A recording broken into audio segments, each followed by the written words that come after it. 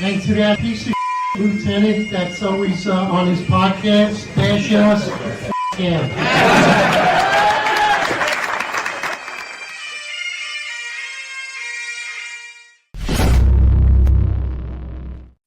All right, attention to roll call. That's right. Good morning, everybody. 8:05 live Eastern time, and of course 5:05 in the Pacific Coast. It's bright and early. We got your Friday roundtable for you. I think this is going to be a great one. It's the beef going on with Trump and Musk. So we had some spicy tweets come out this past couple of days. The beef going on between Elon and Trump. In my opinion, this has been a roller coaster relationship. It's been a feud that's been going on since 2016. It's been a rocky relationship.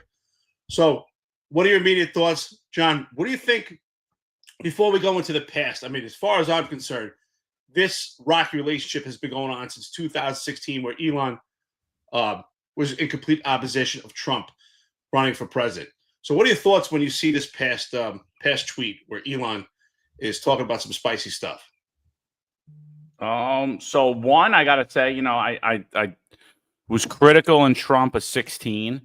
I've been critical of Trump now. I'm a 3-time Trump voter, but I said often he surrounds himself with people that he has no business surrounding himself with. Did I like the alliance between Musk and Trump? Yeah, I absolutely did. But I thought he gave Musk way too much leeway. I watched him get up on stage numerous times and say there's no longer going to be unelected bureaucrats running the government. This is going to be a government for the people. And then as soon as he gets into power, he basically gives a whole lot of power to Elon Musk, an unelected bureaucrat. And I watched Elon Musk demonize government workers. Now, was some of the stuff he was saying was correct? Some of the stuff he was saying was correct. I like that we want to get rid of waste, but I don't like, I don't like putting people in a box and demonizing. Government workers are terrible. And there was a period there where I listened to government workers demonize themselves and cheer on people getting fired for absolutely no reason, and I'm like, I get that we need to balance our budget and we need to find the waste. But there's a way to do it, and there's a right way to do it, and there's a wrong way to do it. And when I was watching Elon Musk do, I didn't agree with. I thought it was wrong. I thought he was just painting a large brush over all government employees, over all government agencies. And I thought it was completely wrong. And then on the other note, I'm going to say it again. I've said it even during his candidacy. He's again surrounding himself with people he has no business surrounding himself with. You look at Elon Musk, Joe Biden voter, Hillary Clinton voter, Barack Obama voter. You could go down the line with everybody that he surrounds himself with. Tulsi Gabbard, all of these people. I mean, I say it often, he has Republicans around him that are weak. They're not really Republicans. They're Republicans in name only. They're not conservative people. They're not part of a populist movement. They're grifter Democrats with an R in front of their name. And so he's, he hasn't empowered this populist movement whatsoever. And he's has all these people on his side. And I'm like, I'm not saying not to make alliances, and I'm not saying not to be friendly with people and not to have a Tulsi Gabbard or Elon Musk helping you out. But like, we have to remember who these people were 3 years ago. I mean, and today everybody has a 20-minute window, right? Like to right now, if Elon Musk comes out and puts out a nice tweet about Trump, and then Trump puts out a nice tweet about Elon Musk, it's over. No one's even going to remember that this happened. We look at and then you look at like the stuff that Trump's been doing, and it's really disappointing. It's disappointing to me. I know it's disappointing to a lot of people that had high hopes for this administration. Do I think that Elon Musk is right the way he attacked him? No, I absolutely don't. But I'm not surprised by it. I'm not surprised by it. This is what you get when you surround yourself with people that you have no business surrounding yourself with. And you just want to forget everything. And by the way, you don't think that Eric Adams is going to do this to Donald Trump as soon as the media changes? He's going to be a Democrat again. He's going to be talking about how Trump put him in a bad situation. He's going to be talking about all this stuff. I mean, he went on stage talking about how nice Eric Adams was to him, but he fails to mention that 3 years ago, Eric Adams was calling for him and his children to be put in jail, calling him a white supremacist, and talking about bankrupting his businesses. And everybody forgets. Everyone's like, no, Trump needs Adams. I was like, well, if Trump needs Adams, we got big problems in this country. Then we need somebody else. Yeah, good morning, everyone. Good morning, chat. Yeah, quite an interesting day yesterday on social media with these comments between Trump and Musk. In a lot of ways, it's it's better than TV right now. Yeah, and in a lot of ways, like I noted on social media that politics right now in America feels like the WWE. It's a lot of heel turns and a lot of switching positions and a lot of there's a term in wrestling called kayfabe, where it's basically like an unwritten rule where everybody treats the performance as real. And it's getting to the point in politics where I can't, I'm not sure we're watching a stage performance or we're watching something real. And the reason I'm saying this is because, Musk in 2016 was against Trump. He said he publicly supported Hillary Clinton's policy positions. And he openly said he doesn't think Trump had the demeanor for president, And then all of a sudden, and here we are in 2020, we were in 2024, and Musk is Trump's biggest supporter.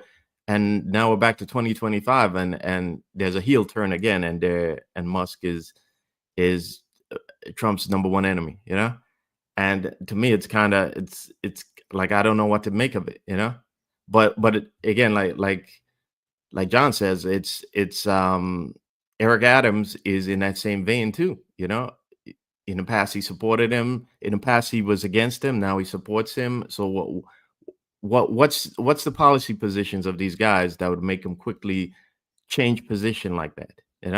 What is the underlying disagreement between Elon Musk and Trump? Because the problem is that if he had the same underlying position in 2016, then he probably wouldn't have supported Trump in 2014. Because what was so different from the 2016 Trump to the 2024 Trump? So I think there's a lot going on, and I think it's much more than what Elon Musk is letting on with the big beautiful bill. And I think in a lot of ways they're taking advantage of the short attention span of the public right now. That you. And Eric has also noted this online as well, that a lot of the people who loved Elon Musk before, the progressives loved Elon Musk and they loved Tesla, right? A lot of them had Teslas. And then Musk started supporting Trump, but now they hated their Teslas and were trading it in. And the crazies were torching Tesla facilities with Tesla vehicle dealerships. And now look at these people. They're going to switch again, and they're going to start loving Musk now that he's against Trump. So it's just a crazy time that we're living in now, where it's hard to tell what people's policy positions are and what's real or not in politics.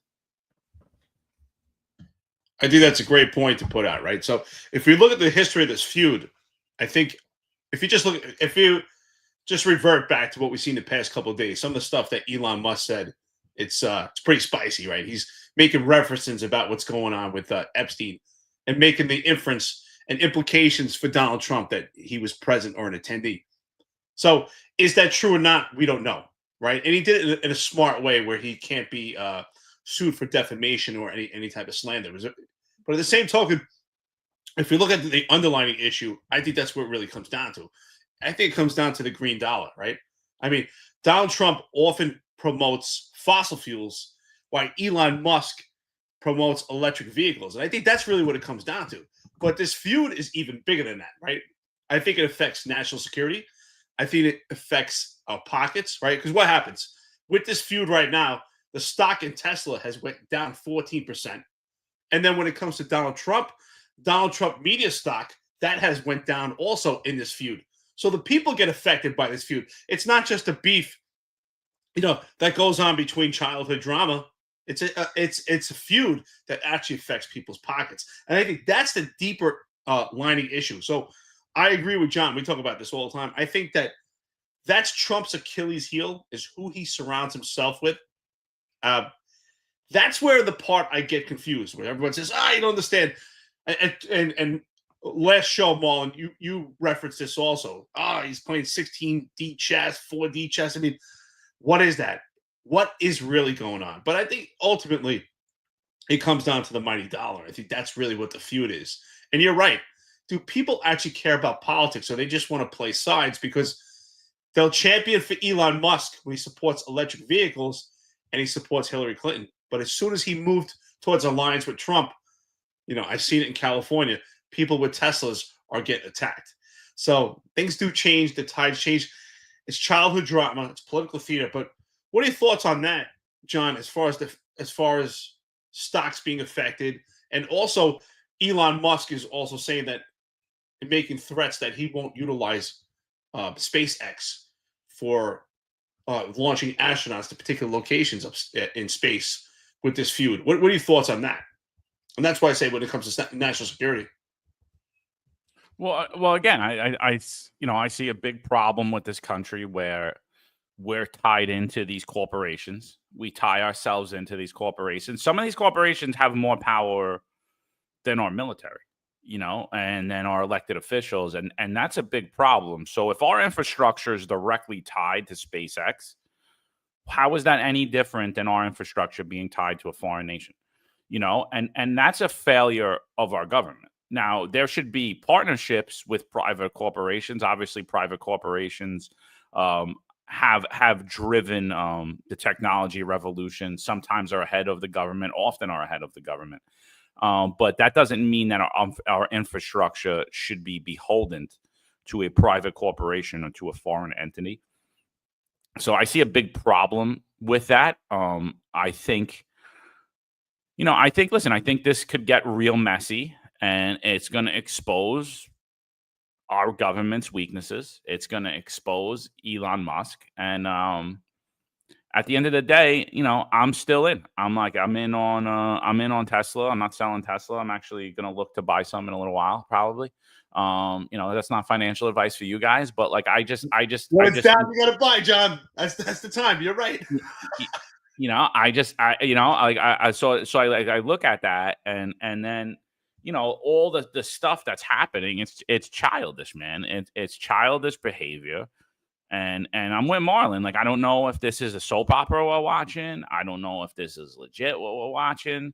But I know one thing. I don't want to be watching it. I'm I wish that where are the adults? Where are the adults in the room? This is going to capture the media throughout the weekend probably. And somebody on here said it, and they said, we got much bigger problems than this nonsense. And I totally agree. I totally agree with you. I don't think that there's any room for this in the media, in the public, but it's here, and unfortunately, this is what's happening at our highest levels of government in the country. So we have to talk about it and we have to discuss it, because the thing is we have to really call out what it is. I saw Sid Rosenberg put out a tweet, and he was like, "Yeah, now watch all the Johnny come lately guys." All the Johnny come lately Trump supporters are going to turn their back on him. The president's going to be watching, but I'm going to be here for him. And I had retweeted it, and I was literally talking about him when I said it, because he's one of those Johnny come lately guys, right? He's a big Hillary Clinton supporter.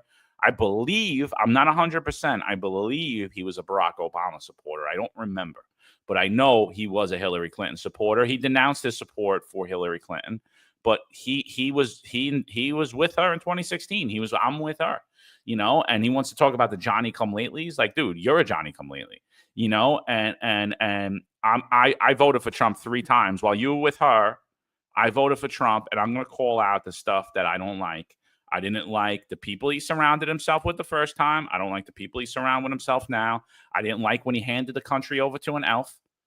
And I didn't like when he handed the country over in this Doge movement and to an unelected bureaucrat. And I don't like that he dropped charges on a corrupt mayor. You know what I mean? And everything that they said they're going to do in this agenda should have happened in New York City. New York City was ground zero for how to fix America. And they're basically turning a blind eye to it and pretending everything's okay in New York City. And they've weaponized the conservative Republican media to play this game that shootings are down and crime is down in New York City. And everyone knows it's not, and it's absolutely disgusting to watch to me. Yeah, there's a very good point about New York. I think New York is a microcosm of the larger problems facing America. We've talked about in the past about the cities like budget crunch and like, I brought it up a lot of times that in the past that what's going to happen soon is there's going to be a fight between different interest groups in the city for money, and different interest groups, different parts of government and politicians for money, because the city has a budget shortfall. And that what they keep doing is basically they keep finding ways to escape for 1 year, but the problem still lingers the next year. There has been no effective long-term solution to the problem, and the problem is only going to get worse because commercial real estate in the city, in major cities, has been devalued, and a lot of them are coming up for refinancing within the next 2 or 3 years. And when that happens, a lot of them aren't going to be able to get favorable terms. A lot of them are going to default. And when they default, who's paying the property taxes? So that means that the city is going to have even bigger budget gaps. And that's been alluded to by many people already, including Brad Lander and Eric Adams himself. This is part of the reason why, excuse me, he always talks about the city's bond rating, because what he has already proposed doing is raising the city's a borrowing limit, and Brad Lander, as to his credit, pointed that out, right? So the city is a microcosm of the larger problems facing the country, because the country has a debt problem. It has $36 trillion debt problem, and the other issue is that countries that used to buy our debt, like China, the major buyer of our debt, is no longer doing so. So that presents a problem if America can no longer sell our debt, because we don't know how to manage our budget in this country. We just continue borrowing from the future instead of making cuts. So with that said, part of me suspects what's going on here is a battle for short-term self-interest. And I think that those two are not necessarily aligned between Trump and Musk, because Musk needs the federal subsidies and contracts for his companies. I mean, Tesla alone had a $465 million loan from the Department of Energy in 2010. SpaceX has had upwards of $20 billion from the federal government, and the Musk's various other companies all work with the government. So, if the big beautiful bill isn't helping to at least partly subsidize Tesla or one of the other Musk companies, then that presents a problem for him. So I'm also bringing this up because I mentioned last go around that the policy positions of a lot of these guys is confusing because they switch so often. So the question I'm wondering is the switch, and is what's going on now, and to a lot of degrees, the people that surround Trump, because they themselves, their policy positions seem to be confusing sometimes. Is a lot of this due to a battle for money and short-term self-interest right now? That's what I'm thinking.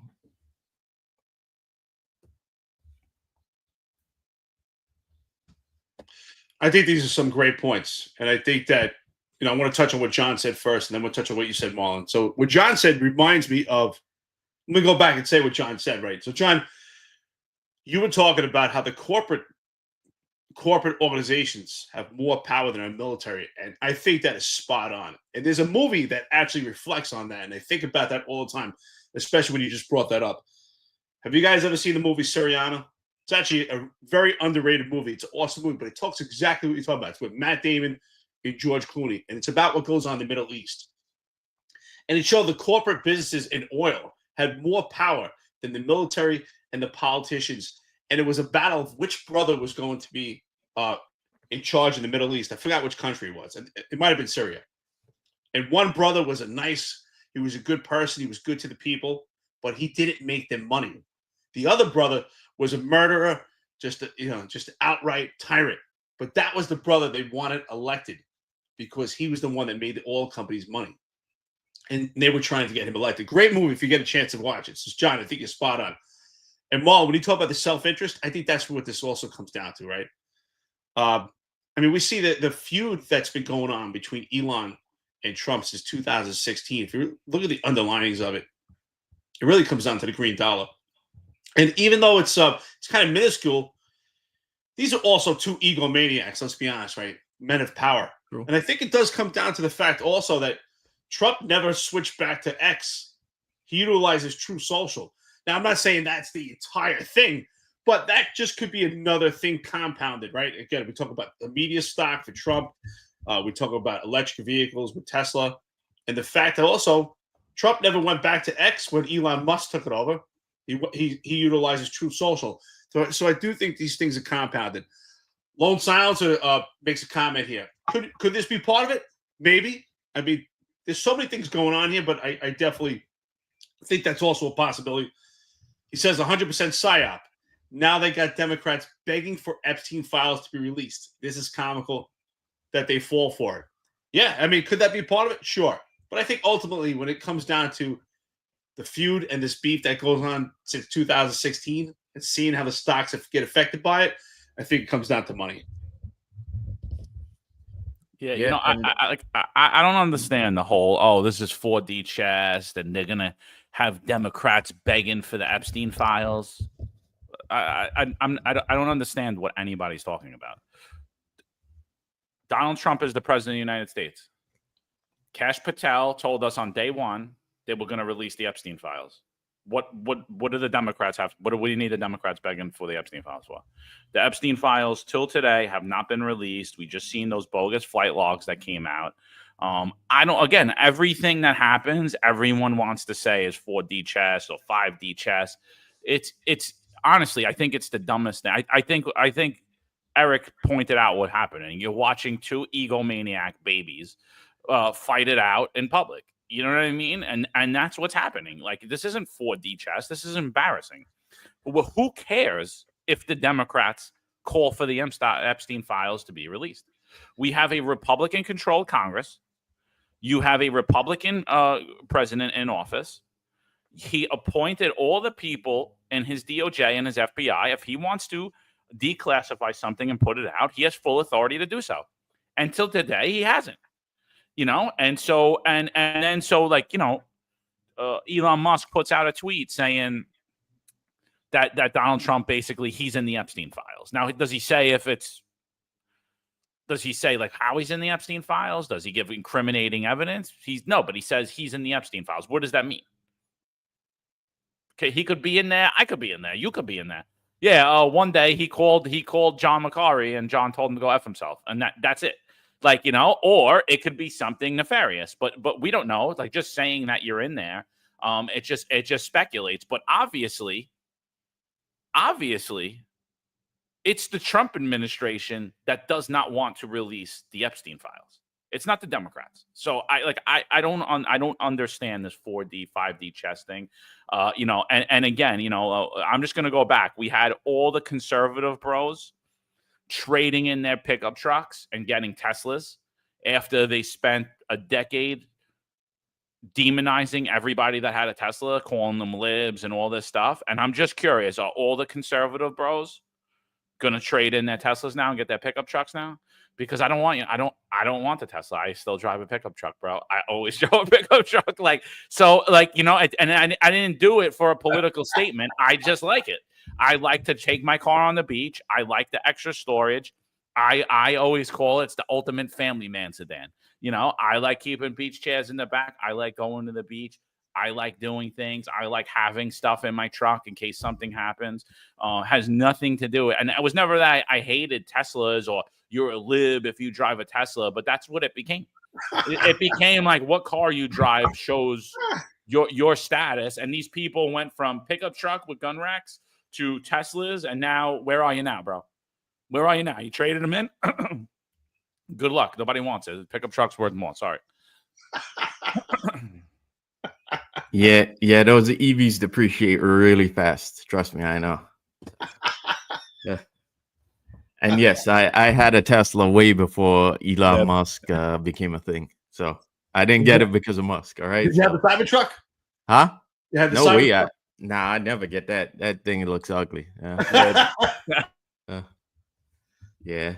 Yeah, but yeah, I think this whenever they say it's 4D chess or 16D chess or whatever, I think there's a lot of copium in there, you know, and there's a lot of like trying to rationale like decisions that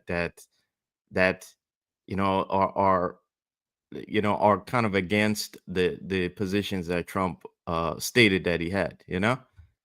It's what I think is going on is that I think that battle of self-interest, you know, is in a lot of ways it's going to come down to Trump versus the money behind him, because they're not too similar, you know, because the people behind him, the oligarchs, need that money, but Trump needs to fix the country, you know. He needs to bring back the jobs, bring back the factories, cut the corruption. But the oligarchs on the other side, a lot of them feed off of that, and a lot of them hate competition. You know, Peter Thiel is a massive backer of Trump, and Peter Thiel himself has said that he doesn't like competition. So, you know, I think when you have, in the face of the financial uncertainty that's going on now and the debt, I think we're going to see a lot of again, a lot of this battling for self-interest.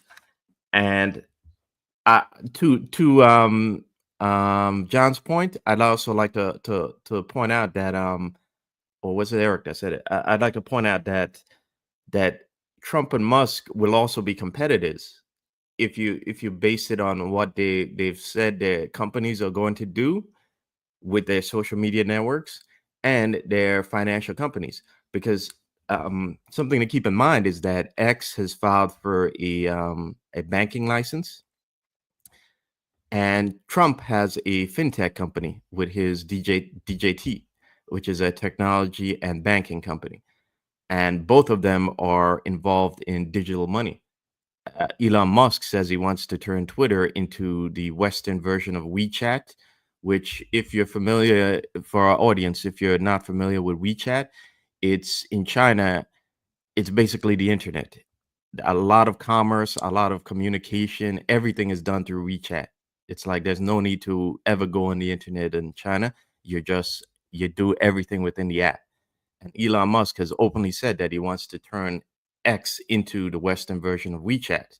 So you'll be able to do commerce on there. You'll be able to send money. You'll be able to, you know, use it as your bank, your digital bank.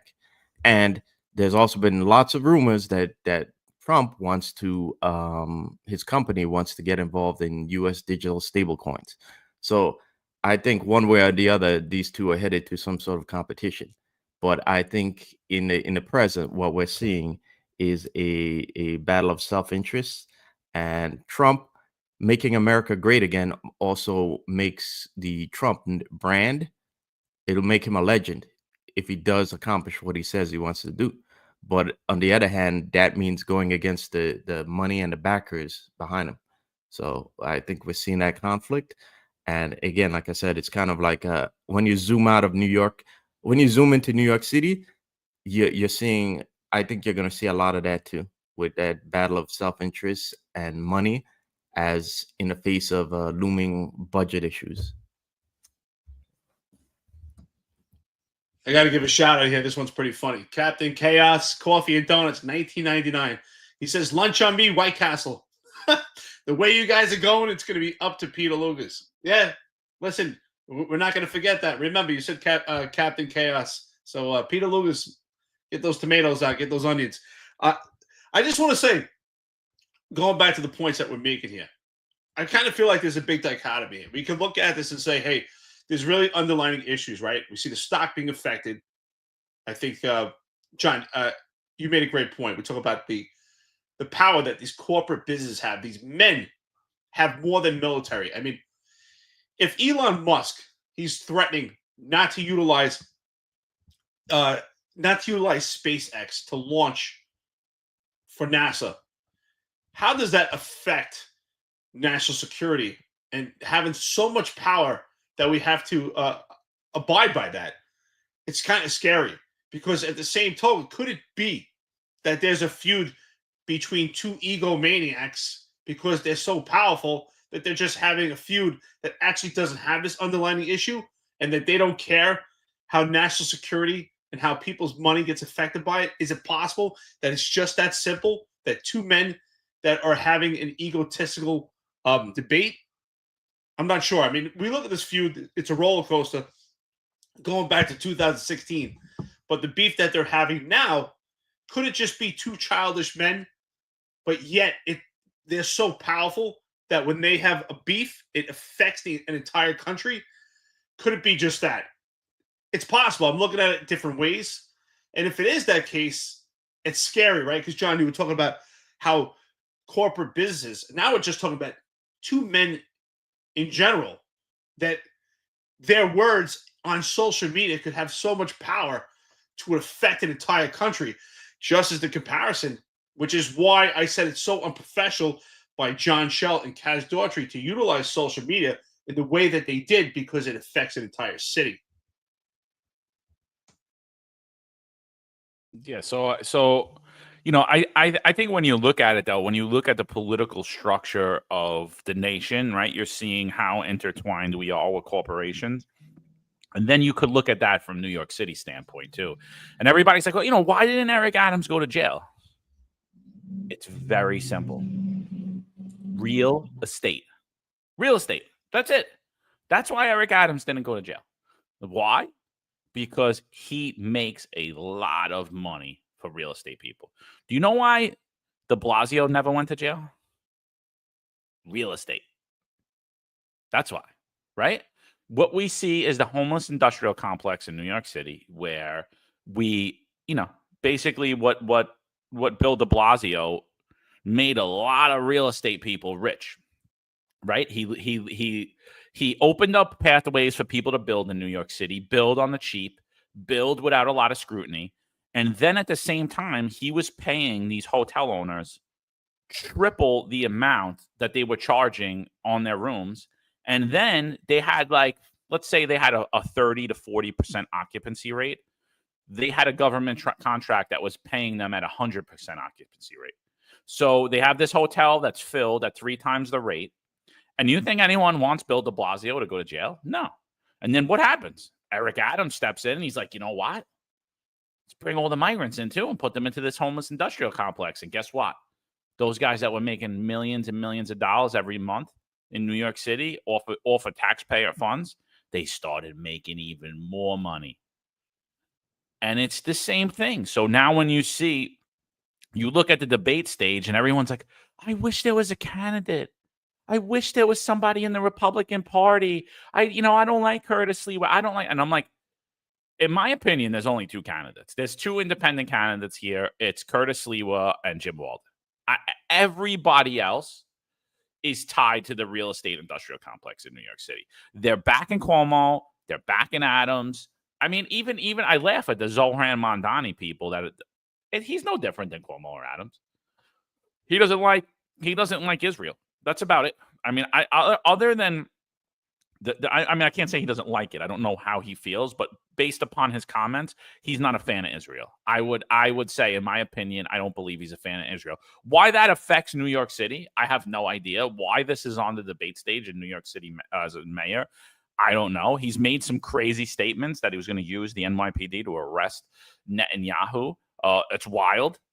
But other than those statements, I don't see a damn difference between a Zohran Mamdani and an Eric Adams. I don't see a damn difference other than the support for Israel versus the lack of support for Israel. I don't see a difference between him and Cuomo. Every single thing he talked about, freezing the rent, creating these other pathways for public safety, anything you could think of, any single piece of legislation. They went on the stage about the defund the police movement, and I'm like, everyone's going back and forth beating up Andrew Cuomo over his comments that I put out. They're literally talking about the tweet that I put out where he said in 2021 that the defund the police movement was a legitimate school of thought. So that tweet that I put out in March starts going crazy, right? Because Sally Goldenberg and all of them, they're like, you supported it. He did. I mean, that was support for defund the police, right? But like, when you look at it, the entire slate of Democrats, with the exception of Whitney Tilson, supported defund the police. But yet they're throwing it on Mamdani. They're throwing it on Stringer. They're throwing it on Cuomo. You don't hear a word about it on Eric Adams. And we've showed you the clip time and time again where he said he wanted to defund the police by $600 million to $1 billion. And he wanted to lower the overall headcount. And he wanted to develop this Zohran Mamdani's Department of Community Safety. He said, I want civilians to police protests and parades. I don't want police to do that. That is what Zohran Mamdani's pushing. And everyone's sitting there like, it's going to be the end of the world if we get this guy in here. And I'm like, what is the difference between any of them? They're all corporate backed. Like with the same exact policies, but the media is spinning it slightly different to give you the illusion of choice, when the only choice you really have is Curtis Lee or Jim Walden. That is it. And if nobody could see that, I feel bad for you. Like those are your choices in the mayoral race. Zohran Mamdani, Andrew Cuomo, Scott Stringer, Adrian Adams, Eric Adams. They were all the same person. They're the same exact candidate. Absolutely. But Zohan's plan for public safety is basically everybody's plan. They are all gonna do the same thing. They're all looking to civilianize the policing functions in the city to a certain degree, and they've all openly said it in one way or the other. That's what's going on now with Kaz being in charge of a lot of these civilian code enforcement units. It's all in an attempt to kind of civilianize the police department and to kind of do more with less and for on the cheap, And again, as we talked about in the prior past, they don't like pensions, and I believe a lot of what they've been doing is to push out the older, more expensive tiers of the pension system. But to your point about the real estate is so big in the city, and I think it's when you look at, when you zoom out again and you look at a lot of the hesitancy in the Trump administration to solve a lot of the problems that he promised to solve within like 24 hours. Remember when he said that? He said there would be no war if he was there, and also within 24 hours of him getting there again, the wars would be solved. Well, there seems to me like there's a hesitancy to actually solve all of the problems and to actually make deals. And when you look at the regions that those wars are continuing in, and you look at the people who are connected, the money, it goes back to them, And in the case of the Middle East, it goes back to New York State.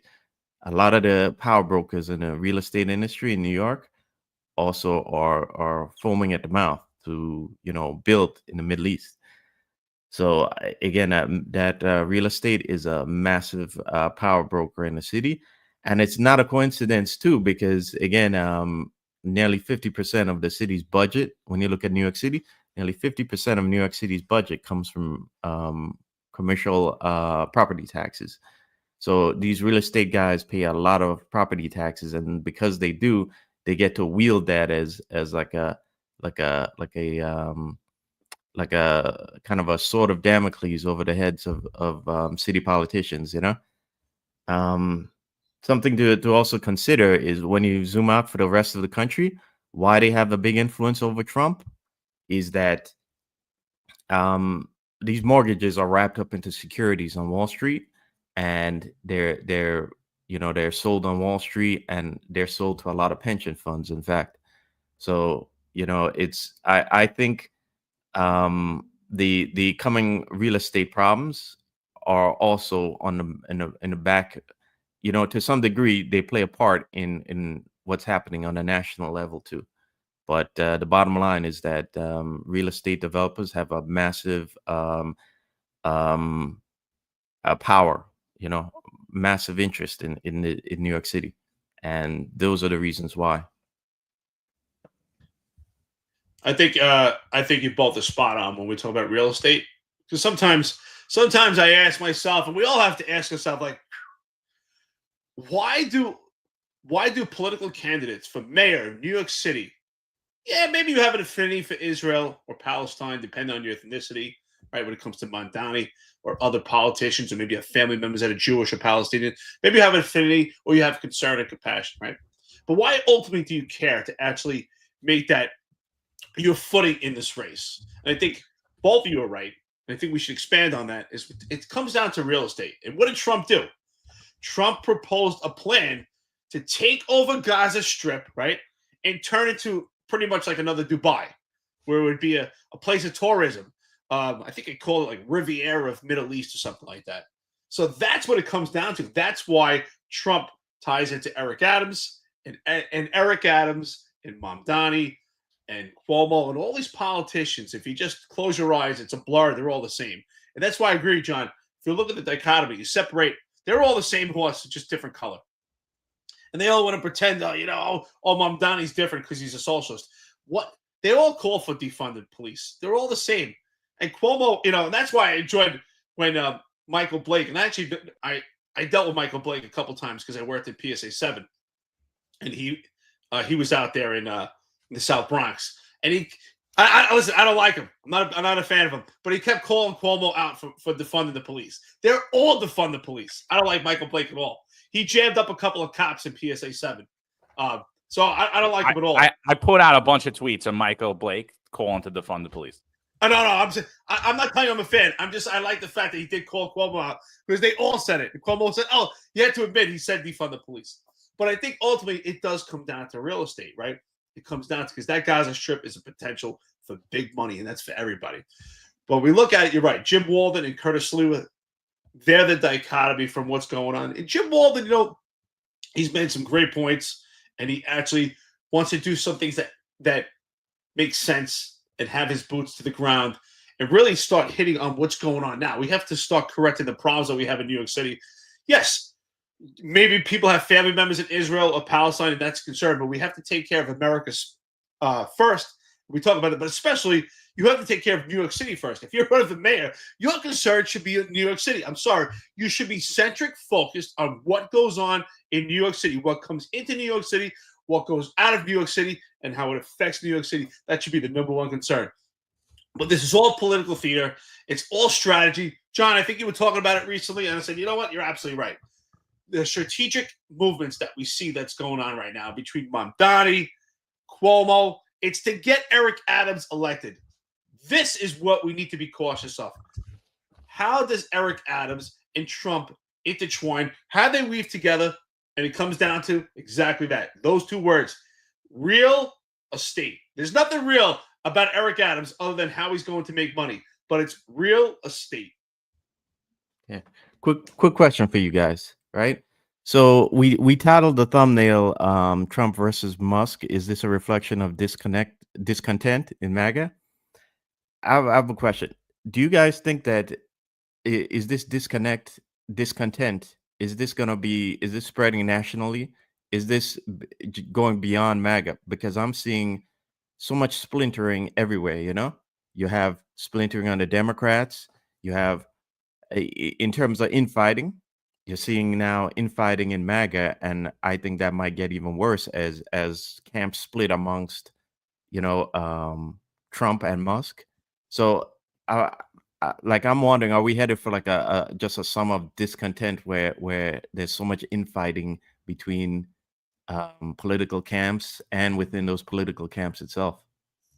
Well, I'm going to just say right now, I'm pretty discontented.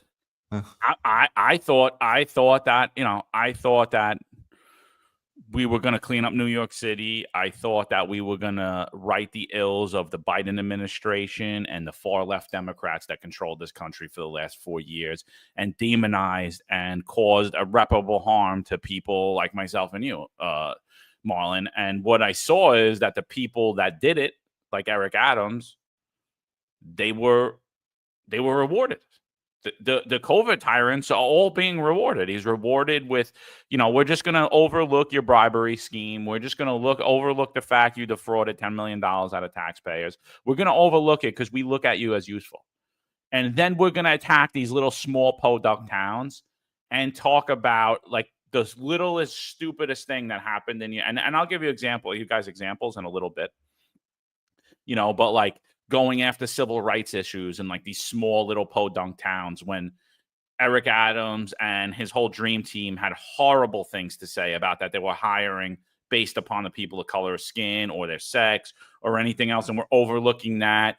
We're going to rewrite the COVID mandates, but not in the number one place where it happened in the world.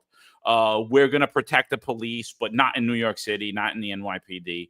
And so there's been discontent brewing in MAGA, I think, from day one. And I think Elon Musk knows that, and I think he's playing that as well. I think he's playing with that too because he knows there will fracture.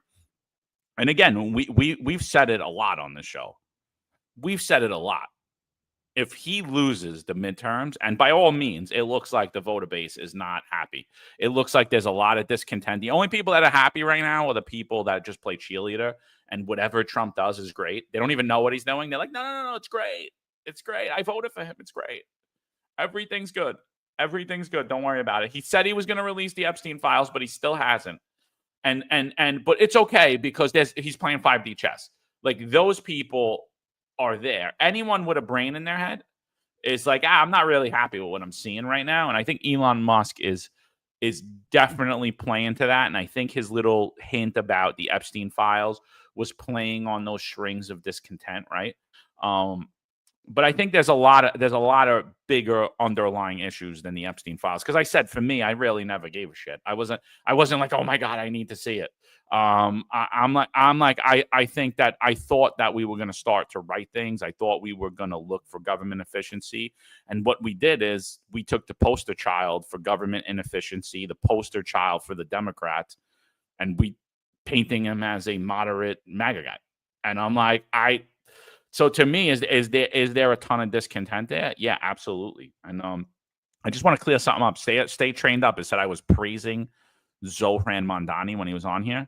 I've never praised Zohran Mamdani or any of his policies. What I said about Zohran Mamdani is he's running a new age campaign. He's teaching everyone how to campaign, and he's running the strongest campaign out of every mayoral candidate in New York City. And that is not praise. It's a fact. It's a fact. You see the little videos he's doing it? Everybody's doing it now. You know why? Because it's effective.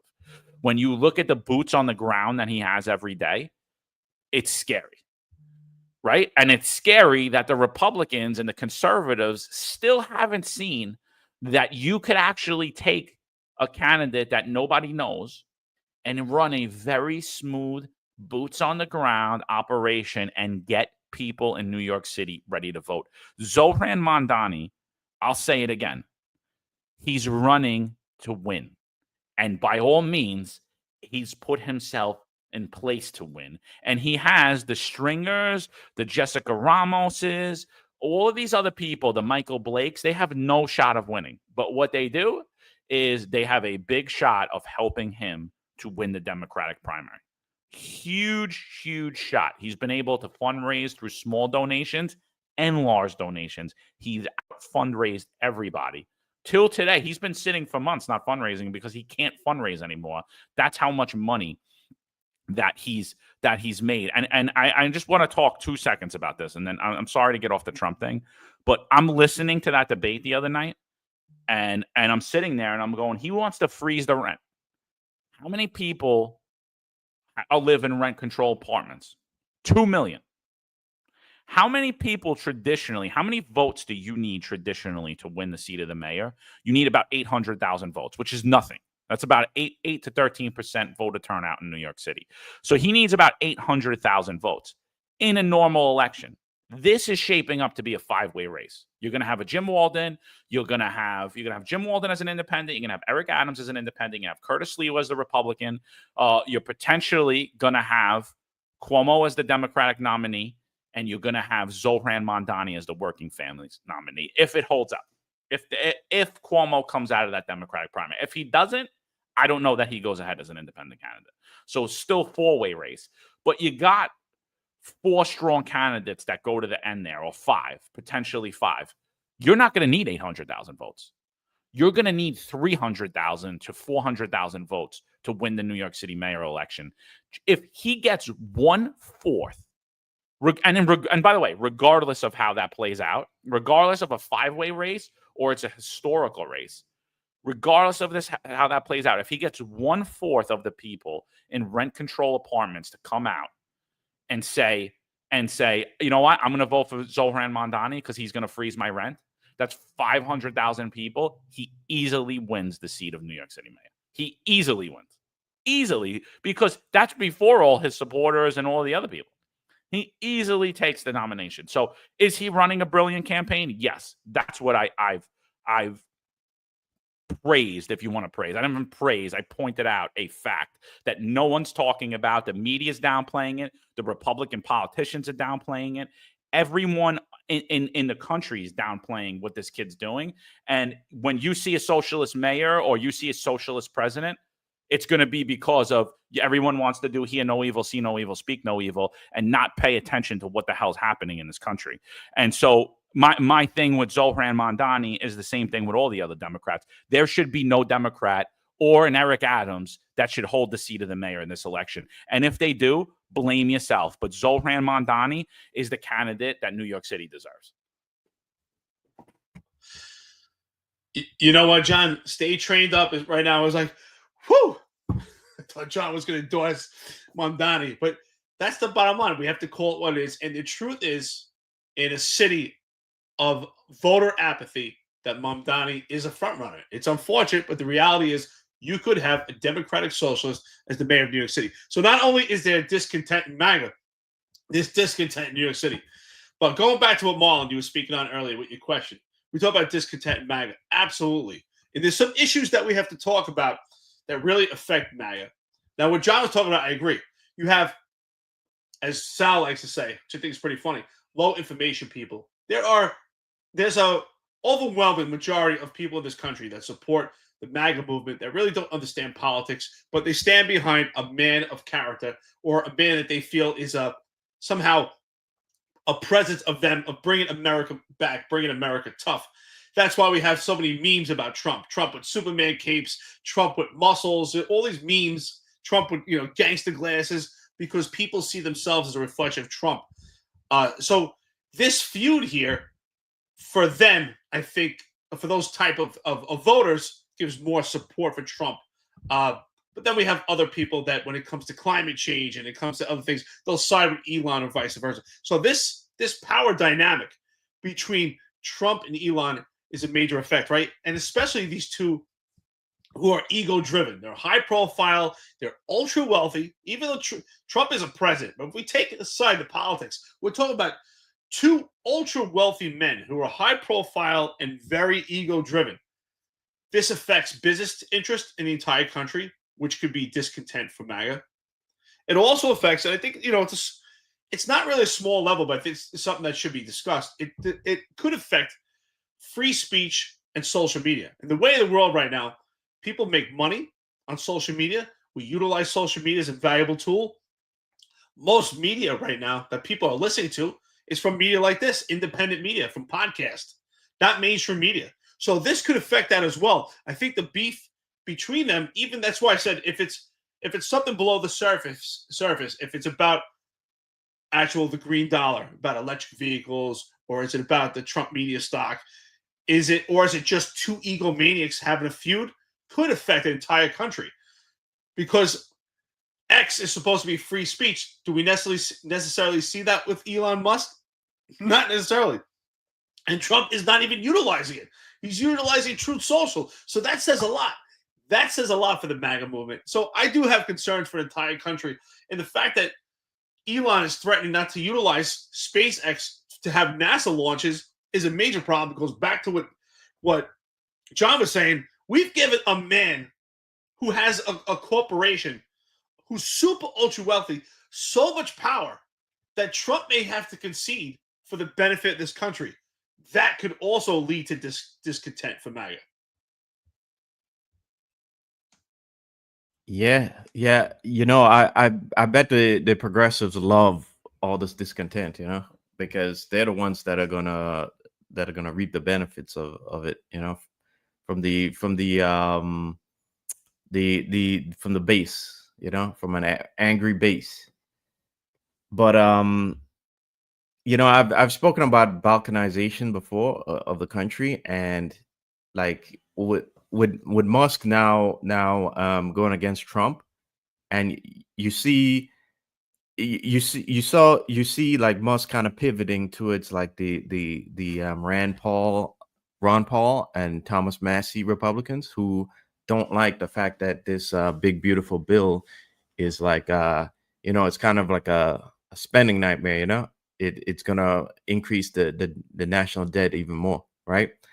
So with these middle what they call like flyover states, when we see that discontent getting even bigger, and them not getting the Trump that they voted in, like I'm kind of wondering how long before they themselves, like they step into, like, kind of give Musk his subsidies and kind of continue going on their own path. Meanwhile, places like New York City will elect Zohan and keep going down a progressive path. We already seen Musk and a lot of these tech guys have a large footprint in a lot of the middle states, like Texas. Musk is building a large data center in Memphis, Tennessee. So these states are already reaping the benefits with the jobs and on the development of the big business money like Musk. So I'm looking at this election right now, and I'm looking at I'm wondering where all of this is headed to, and where all this infighting is headed to when it when you zoom in and you look at the local level of things. But again, I think the progressives are loving this discontent, because it's Republicans aren't going to show up for the midterms, and what's going to happen again, where we might see a shift back to the left. And for all of us who thought the election of Trump would be an end to all the discontent and all the all the fighting, it seems to me like it kind of hasn't solved anything, so. Yeah, no, it's it totally. I think you are going to see a huge shift to the left. So this is the tweet that Musk puts out. He says, "Time to drop a really big bomb. Real Donald Trump is in the Epstein files." Is that slanderous? I don't know, because he was definitely on the flight logs. So that is the real reason they have not been made public. Have a nice day, DJ Tate. So this is my favorite news anchor, Chris Fredo Cuomo.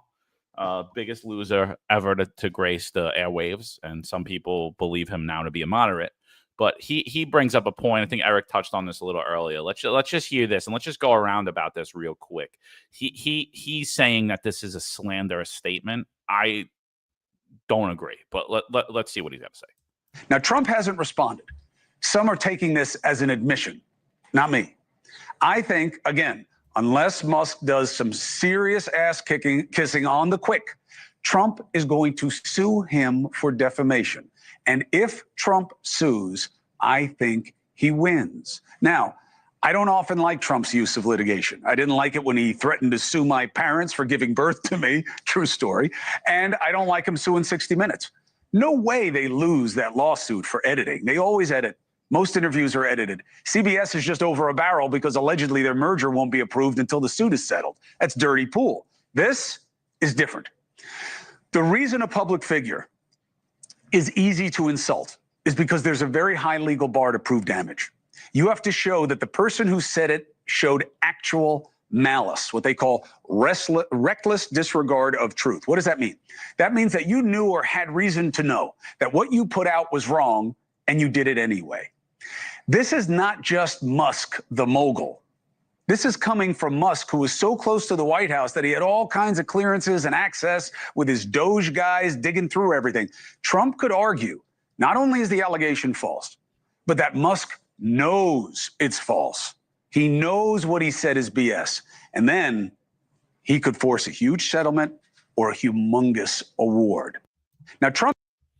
What do you guys think about that? Eric, what do you think about it? I totally disagree with him here, because the only way that he could say that is if, in fact, he's not in the Epstein files. And the only way to properly litigate this is to release the files. Yeah, that's why I said early on in the episode, you're spot on when I mentioned it. I said I thought he was very careful. It was very smart and sleek in the way he put out that post. I didn't think it showed any reference of defamation or slander, for that fact. Exactly that. He's been in the White House. He's had access. He knows that Trump has the files. If he wanted to release it, he could say, I'm not in at all. So the fact that that hasn't happened, to me, is an indication he is in those files. To what context, we don't know, right? Is there any reference of him doing any wrongdoings? No, he didn't say that he's in the files as doing some wrongdoing. He just said he's in the files. As we said earlier, maybe we're in the files. Who knows who's in the files? To what context or what extent are you in those files for? He didn't say that he was in those files and he was doing A, B, and C as a wrongdoing. So I think it's lacking some context there. I think Cuomo is completely off, as you say. I know you love to call him Fredo. I can't stand that guy. But I think he's completely off. I don't see any signs of defamation. I don't see any signs of libel. And I don't see any signs of slander. Marlon, what are your thoughts? I honestly don't know what to think of it, because I mean we already know that Trump knew Epstein, and Epstein Trump there's plenty of videos with Trump partying with Epstein, so we already knew they floated in the same circles. So I mean, what exactly, like, as John noted earlier, like, what exactly is he saying here, And the other issue is that Epstein is connected to a lot of people, and it's not just like people who flew to his island, but there are people who he gave money to whose foundations or whose companies Epstein invested in, and one of those is Peter Thiel. And in fact, Joe Rogan, I think, had him on not too long ago, where Peter Thiel kind of is kind of mentioned by Peter Thiel, and Peter Thiel is a big backer of Trump. A lot of the people in Trump's administration come out of Peter Thiel, like J.D. Vance, like Elon Musk. Peter Thiel is part of the PayPal mafia with Musk and David Sachs, and there's a couple other guys, But so Epstein is tied to Peter Thiel. So when Musk is saying that Trump is connected to Epstein, is on the Epstein list, like, what do you mean? To what degree? Like, and yeah, why is he mentioning that? Because to me it seems like mudslinging rather than a disagreement about policy exactly. And if his disagreement is strictly with the Doge, which I thought it was initially, because certainly that's what Musk promoted on on X first before he started slinging mud, like, then I get it. But now we're mentioning Epstein, and to me that seems more so like mudslinging than it actually is like a, picking a principled position and arguing it, which is what, arguing that the big beautiful bill is too much money is. So I don't know what to think of this. It's very juvenile, and it's very it's kind of unbecoming of that office to be engaging in that, of people connected to the office of presidency to be engaging in kind of mudslinging when we have larger issues at play, like negotiating with Z and Putin. So Before we move on, I just wanted to ask John. I wanted to ask you and Marlon, because defamation in itself means that you harm someone's reputation. Donald Trump's reputation is already pretty bad. So does this tweet in any way harm his reputation? I don't think so, because there's no context there. John, do you agree? I mean, I don't even know what that. I don't even know what that means. Like, how does it harm his reputation? Like, how would it harm? How would it harm your? How would it harm your reputation to say something that's true about you? How would it harm your reputation as the mayor in New York City? The truth harms a lot of people's reputation. So I don't even know what you really mean by that, honestly, because it doesn't matter if it harms you harmed your reputation. Like, I'm not allowed to say it, and that's another thing that's we're seeing come out of this whole MAGA crowd is everybody's calling for censorship now. Everybody, Ben Shapiro, Republicans in New York. Everybody's calling Dave Portnoy. Everybody's calling for censorship now, and I'm like, harm? No, I don't give a shit if it harms your reputation.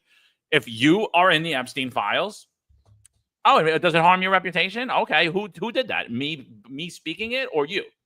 You harmed your reputation, not me. So I don't think it plays in at all. I don't think, again, like he did a good job of breaking down what defamation is of a public figure. Like, that's what it is, dude. And like, me telling the truth about you is not defamation. Yeah. I mean, if we think about it, like, what's left of Trump's reputation? I mean, like, think of it. Think of all the stuff he's been involved in. I mean, I don't think you can at this point. I don't think it matters at this point, and I certainly don't think he's not like the traditional politician who is like gonna be scared of. I think he's at this point where he's, it doesn't bother him at all, because it's all bounced off of him in the past. So why should this matter now? We all knew he floated in Epstein circles years ago, and that didn't affect him getting back into office. So I think he's not a traditional politician, and this is one of those aspects where it would hurt a traditional politician, but it doesn't affect Donald Trump. And to your question, Logic's Finest, I can't say it is completely a distraction, because again, this is why I noted wrestling in the beginning about kayfabe. You don't. I can't even tell whether it's theater or if it's real anymore. But I would say you should be looking at the bond market, because the bond market is really the 10-year bond is not it's not looking too good.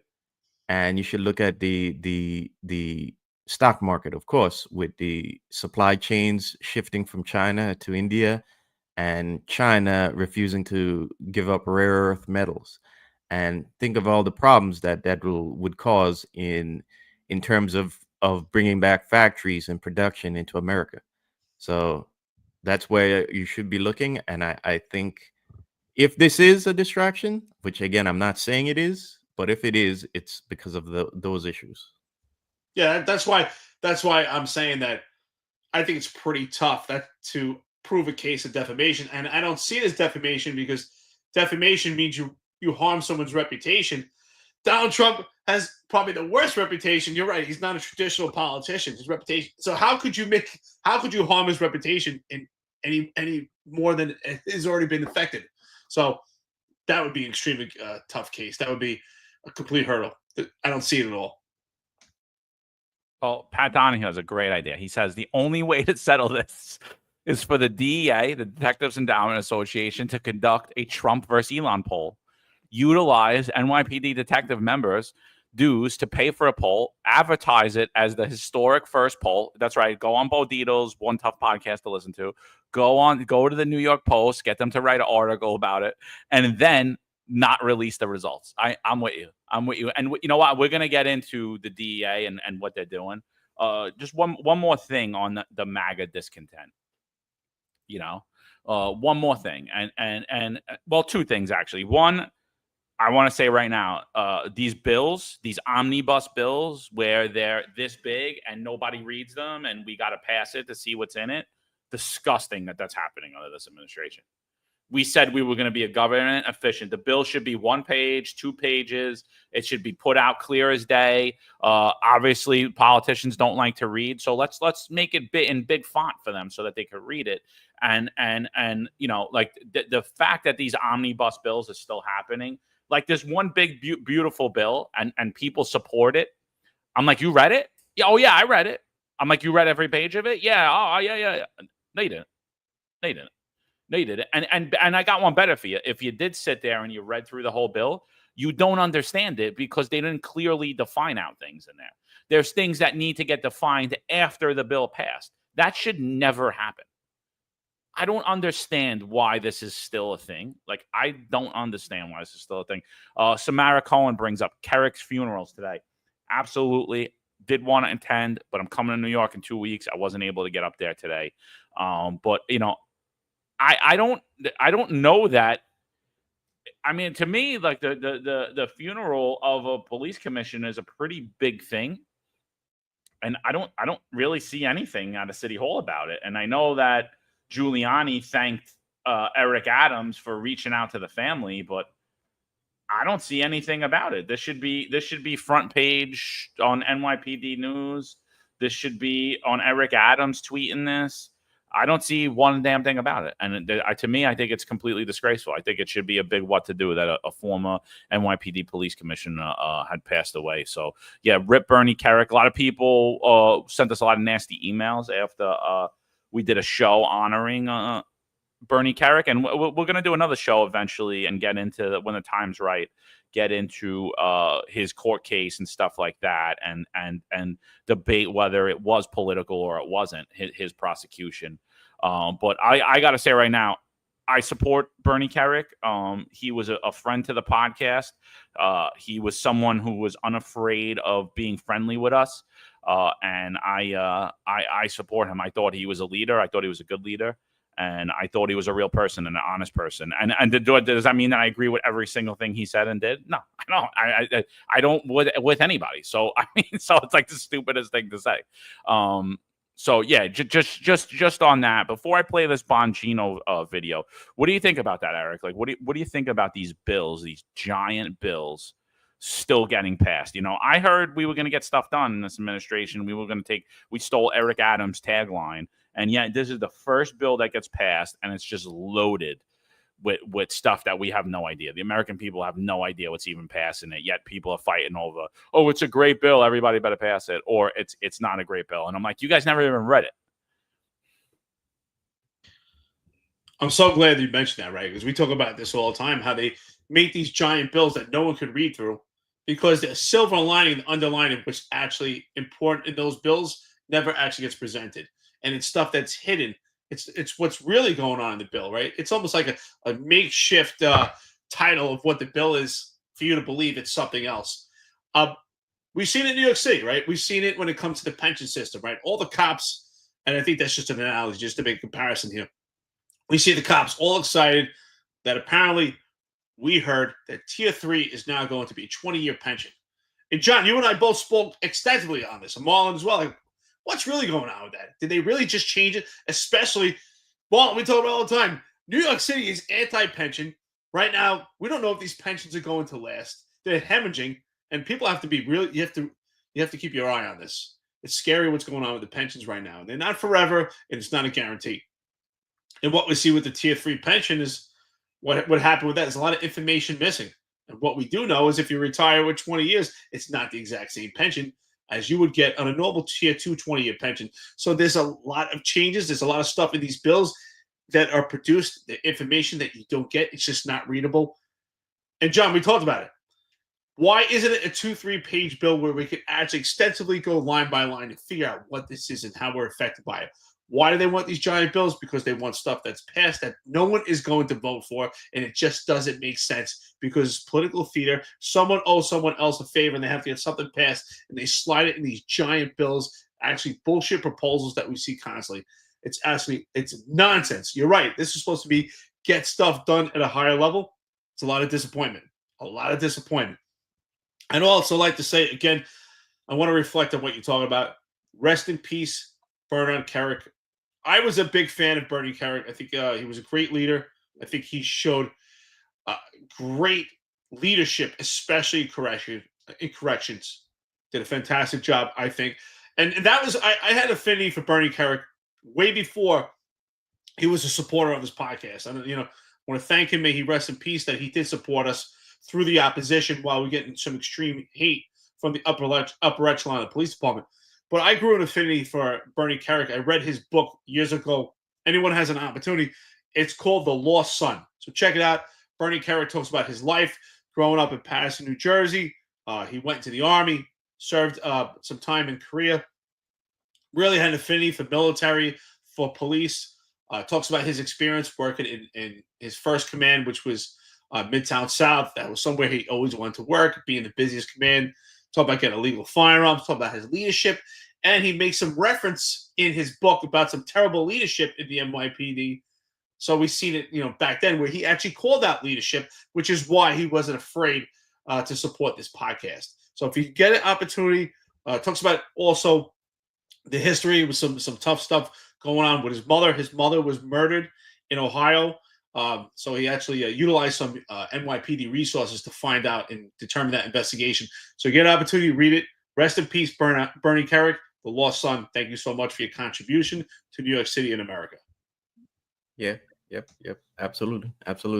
Yeah. I've said in the past, I appreciate that he was a straight shooter, especially in these times where, like you're seeing here, you don't know what's going on, you don't know whether it's theater, whether it's real.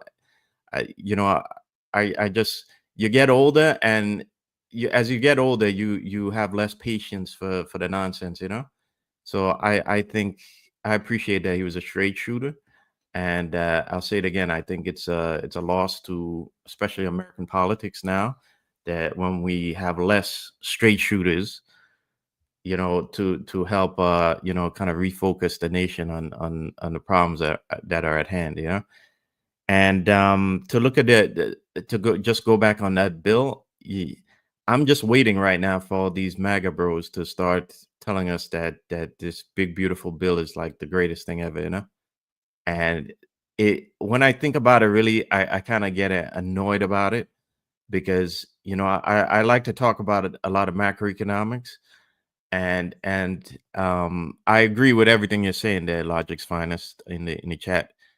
But the reason why I talk a lot about macro stuff is that, like, in the last 5 years, I didn't know anything about this stuff. And as I dig into it, you find that you can correlate a lot of what's happening there to a lot of the behaviors we see with politicians on the local level and a lot of policies we see on the local level.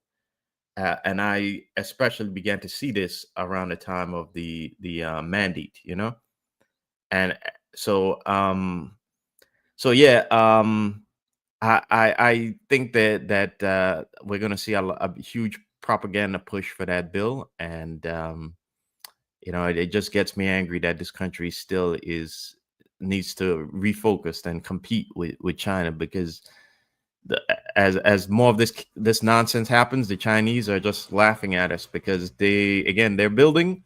And they're fixing their cities' infrastructures are moving from third world to first world. Now, they have their own problems, okay? But, I've said before, we have, infrastructure in places like New York City that's over 100 years old, and we have cities that are old and decaying and falling apart, and we need to get things straight in order to compete on the world stage with them. So Yeah, no, absolutely, totally agree. So I got two videos I want to talk about here. One I want to talk about before we get off of Trump and the Trump administration, Discontent and MAGA. So this one is Dan Bongino talking about corrupt politicians. So I just want you guys to keep in mind that the Department of Justice dropped charges against a mayor. They had evidence that a mayor defrauded New York City taxpayers out of $10 million. They had evidence that a mayor took bribes from a foreign entity, foreign government. They have evidence that there was a racketeering extortion ring happening in his NYPD. They had evidence that there were illegal contracts happening, and there were kickbacks from contracts and all this other stuff. And the DOJ decided to pause all that for the benefit of this administration and to further this administration's goals and to allow Eric Adams to campaign as mayor. While at the same time, they filed charges on Andrew Cuomo for his testimony at the COVID select hearing and potentially getting him for false statements made in front of Congress and lying under oath. So I just want you guys to keep in mind when you're listening to this, because I think it's super important to listen to. So these words sound nice, but to me, they mean absolutely nothing. Listen to what Dan Bongino has to say. Let me ask you about, are you going to be looking into, Cash and Pam, any potential collusion between the DOJ, Letitia James, the novel legal theory of Alvin Bragg, or Nathan Wade or Fonnie Willis and the DOJ? Is that something? Has anything come up? Is there any way to determine whether or not evidence was destroyed in any of these cases? Well, there's always a way to determine that. I don't want to comment on that specific case right now for a reason. I don't want to get ahead of the Department of Justice on that. But I want to say this, the FBI obviously has the public corruption portfolio. And yes, if you are a corrupt politician out there, if you are engaged in behavior, you know what you're doing, we're going to find you. I promise. No one is going to get off. The days of selecting and putting your, partisan bias on and taking care of your friends, those days are over. You know what, Sean? I don't have any friends. I don't want any friends. Well, maybe outside of you and a couple of, I don't care. I didn't come here for the money. I didn't come here to make, I know. No, you didn't go there for the money. I can tell people that. No, I didn't come here to sure. make friends. I don't give a damn about friends. I don't have any friends. I don't want any friends. I got my wife, I got you, and I got a small crew of people. So I don't need any friends. If you're you want a friend in DC, get a dog. We're coming for you. That'll help. Yeah, exactly. Right, you want a friend in DC, right? Go get a Labradoodle like I have, because there are no friends in DC. You've been doing this, right. 30 years? There are no friends here. I mean, how was that, Eric? Do you have confidence? I tell you what, there's a lot of big fans of Dan Bongino, but Dan Bongino sure lost his way. If there's a corrupt politician, you're going to find him. Why don't you look right in front of you? You've been looking at Eric Adams. He's had the appearance of impropriety. He's been under the cloud of suspicion his entire political career. You had him right now. Tiffany Caban, listen, was a complete wacko, but she said it, and she's right. She said that those allegations in that indictment are so damning that it's pretty much evidence, and it shows that he is, in fact, guilty. So this is insane that we're saying, if you're corrupt, we're going to find you, except for Eric Adams. But the same Department of Justice that dropped the case, we're going to utilize to trust them also. Wow. Dan Bongino has sure lost his way. I can't even listen to this guy anymore. I can't even listen to him anymore. He's full of shit. Yeah, at a certain point, I think he needs to head back in the office and stop doing interviews, because those interviews are not helping him at all, It's just, and it's not, again, that it's coming from the administration, and that messaging is not helpful for the midterms, because it's only gonna disenfranchise more of Trump's base, because we thought, like we noted a couple episodes ago, when we voted in a certain product, and You never want to go to the store. You buy a product and then you get home and it's broken or it doesn't work as advertised, And the more Bongino does these interviews and the less they actually accomplish or accomplish the things that were promised to us, the more it looks bad for him, and it disenfranchises Trump's base. So I'm completely disappointed in him too, because we put up a video not too long ago, and it just shows you the difference between the fiery Bongino before he got there, and now afterwards he's now he's now a kitten, when he was like a fire breathing dragon before, now you get like a kitten up there, so it's disappointing. Totally disappointed. Yeah, Pat says he's the original NYPD MOS turned social media influencer, political activist. Bongino set the bar that others are currently trying to surpass. So I don't necessarily agree with that at all. He was pre-social media. He was definitely in the media. I think he had a meteoric rise in the media from a former FBI agent. He spent 4 years in the NYPD. I don't think that's a lot of time at all. So I really wouldn't even call him really that he comes out of the NYPD. He doesn't associate with it at all. I mean, where was he at the height of everything? You know what I mean? While we were being demonized, you never seen an NYPD guy on his show, not one time. And I think it's because he really doesn't know much about what happens in New York City. And I don't think he really had the confidence to sit down with other MOS and talk about it. So I'm really not buying on that narrative. He definitely had a meteoric rise in the media based upon the fact that he was that he was in the Secret Service. He touted himself as law enforcement, but I mean, I listened to a lot of his takes and he really doesn't know too much. He really didn't know too much. And I really wouldn't even call him a political activist. I would just call him more of a hype man, because he never really honed in. He didn't go after politicians per se. He talked about how things were broken. He talked about how the FBI was broken. He never told you who. I think he had a good run in the media. I think he had a great run in the media. He made a lot of money in the media, and I think good for him. But when I've listened to his show several times, I really couldn't get through it. I'm not going to lie. I was like, the guy's not saying anything. He's just yelling. He's putting out things that, my sources, but he's not telling you much, and at the other thing, I just want to say, when it comes to the mandate, he put out a lot of big statements that he was going to leave Fox, that he was going to leave all his media companies. And guess what? At the end of the day, he didn't leave anybody.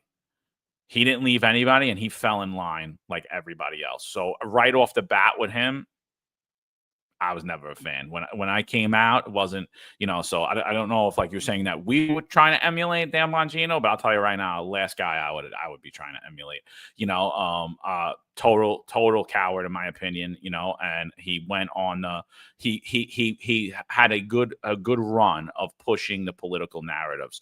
What we do here is completely different. We could be MAGA sycophants. We could be back to blue sycophants. What's the organization in New York City?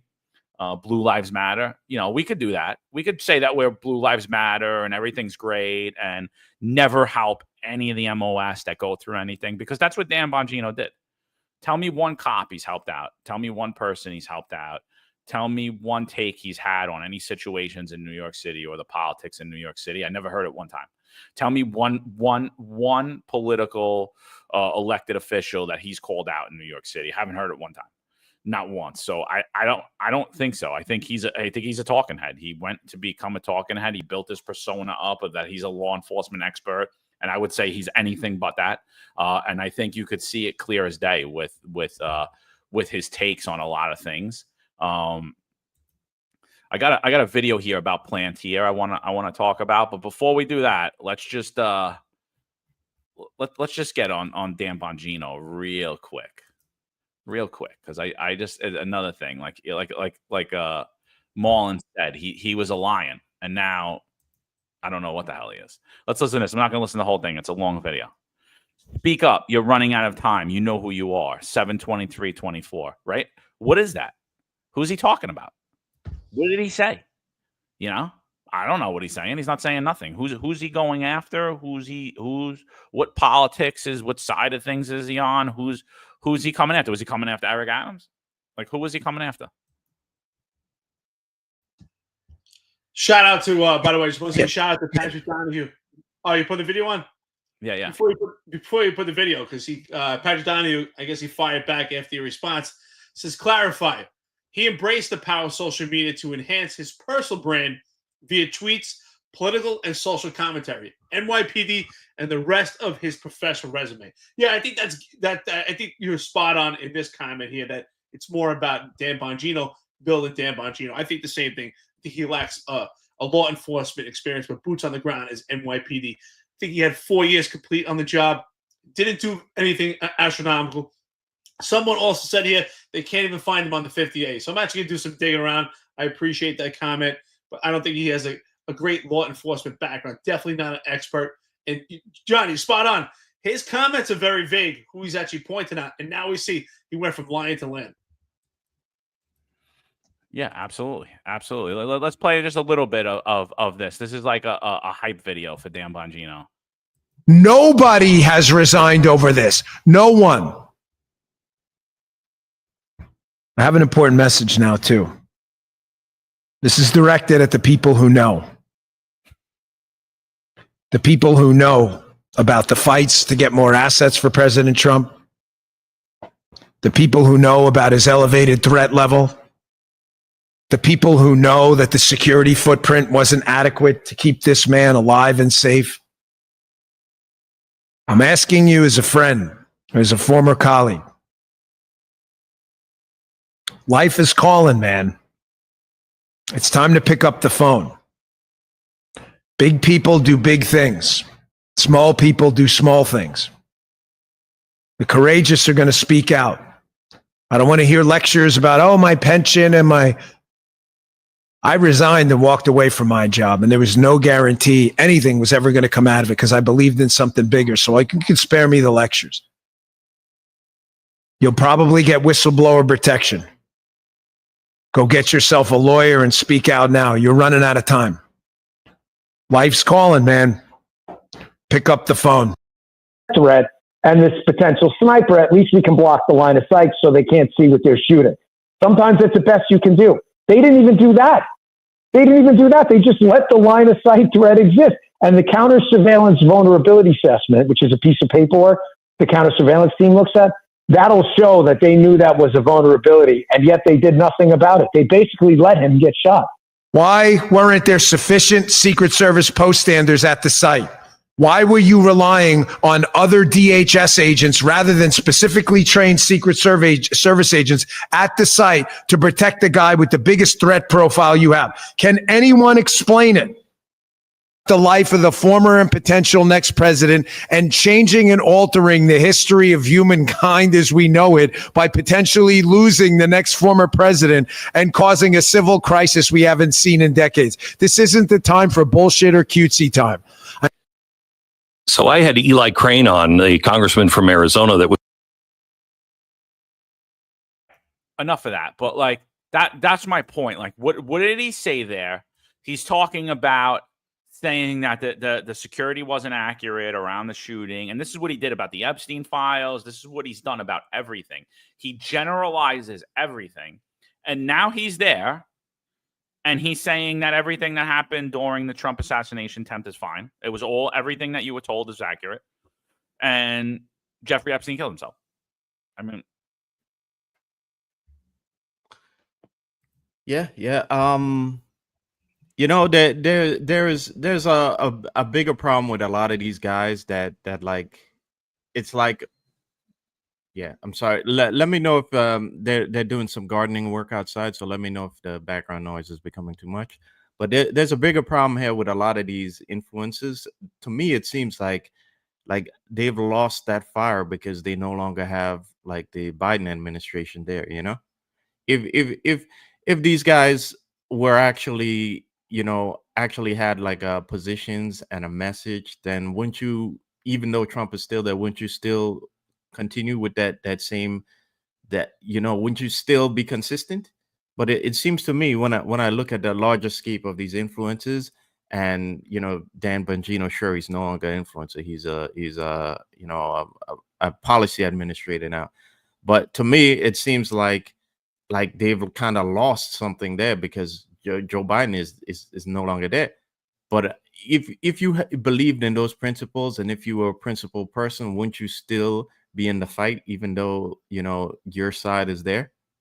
So I see this as a larger issue. And to your point from earlier, where's Bongino now, considering all the problems in the NYPD? I mean, he mentions it every now and then that he was former NYPD. So what? Don't you care about the home team? We were pushed out the NYPD, but we still love the NYPD as an institution. We may not like the leadership, and we may think that 1PP needs a flush, but we still love the institution. And so where is he to be calling out the problems in the institution and being the assistant, being the I think his term is the assistant deputy director of the NYPD, of the FBI? I would think that having that position, he would use some of it to kind of put New York City and the NYPD on notice that all the shenanigans needs to come to an end, and the institution needs to clean itself up. So that is something I don't understand his silence about in particular. I don't have too much faith in Dan Bongino when it comes to NYPD. With his 4 years experience, or lack thereof, he didn't say much in response as a political activist and an influencer who's got a lot of power and a lot of ability to make some movement out there to support people like yourself, Marlon, and John, that had to make that ultimate decision about getting vaccinated or not. And Marlon, you were terminated without cause, without due process. Where was Dan Bongino then? Where was Dan Bongino when I was targeted by an overzealous civilian complaint review board and targeted and coined as the most complained cop, getting illegal firearms out there? Where was Dan Bongino? Where was Dan Bongino when Sal was terminated for his alliances with those that aligned with Donald Trump, who he now works for? So I don't have any faith in that. And I gave him some kudos. I said, okay, maybe he didn't have too much experience as a law enforcement officer, 4 years with the NYPD. And I said to myself also, you think he would have contacted this podcast, right? We're out there supporting the rank and file. We're actually calling out the leadership. We're being critical. We don't hear from him because he sees us as opposition or sees us as a potential threat because we have more knowledge than he does. But I said, okay, I'll give him some kudos. The fact that he did serve in the Secret Service and as the Presidential Protection Unit.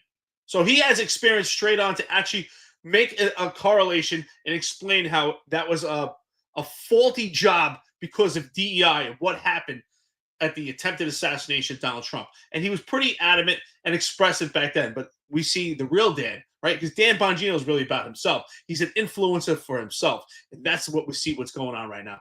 Dan Bongino has no impact, no effect. It did not support the NYPD. It's just hot air. That's all it is. That's all I hear from Dan Bongino.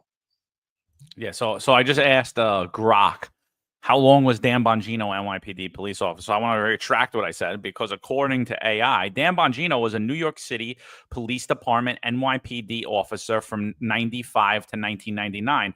Now, it debunks its own statement right here.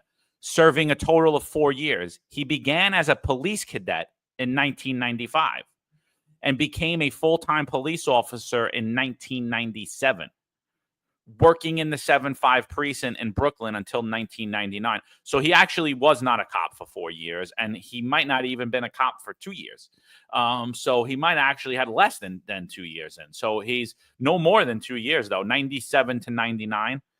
So yeah, if that is accurate, that he was a cop from 1997 to 1999, I'm going to say he was never a cop because, he served. He's a little bit more familiar than the rest of the public. He's definitely got his eyes opened a little bit more. But 2 years as a police officer, and that shows because he's never, he's not in on the issues in New York City or in the NYPD. And in my opinion, he could care less. You know what? And KB's right. Thank you for correcting me. 6 months for the academy. So you're right, 100%. So he 100%. He's less than 2 years. Maybe even less than that, dude. Because it depends. When did you come in 97? Did you come in right at the end of 97 to 99, and then you did your 6 months? And then, so yeah, less than 2 years as a cop. So maybe only a year of street time. So, you know what's funny about that, John? You know what's funny is that we're saying here, wow, not even 2 years on the street. You're not even a cop. You shouldn't even, maybe you're a police officer. But yet, I don't want to go off on a total tangent.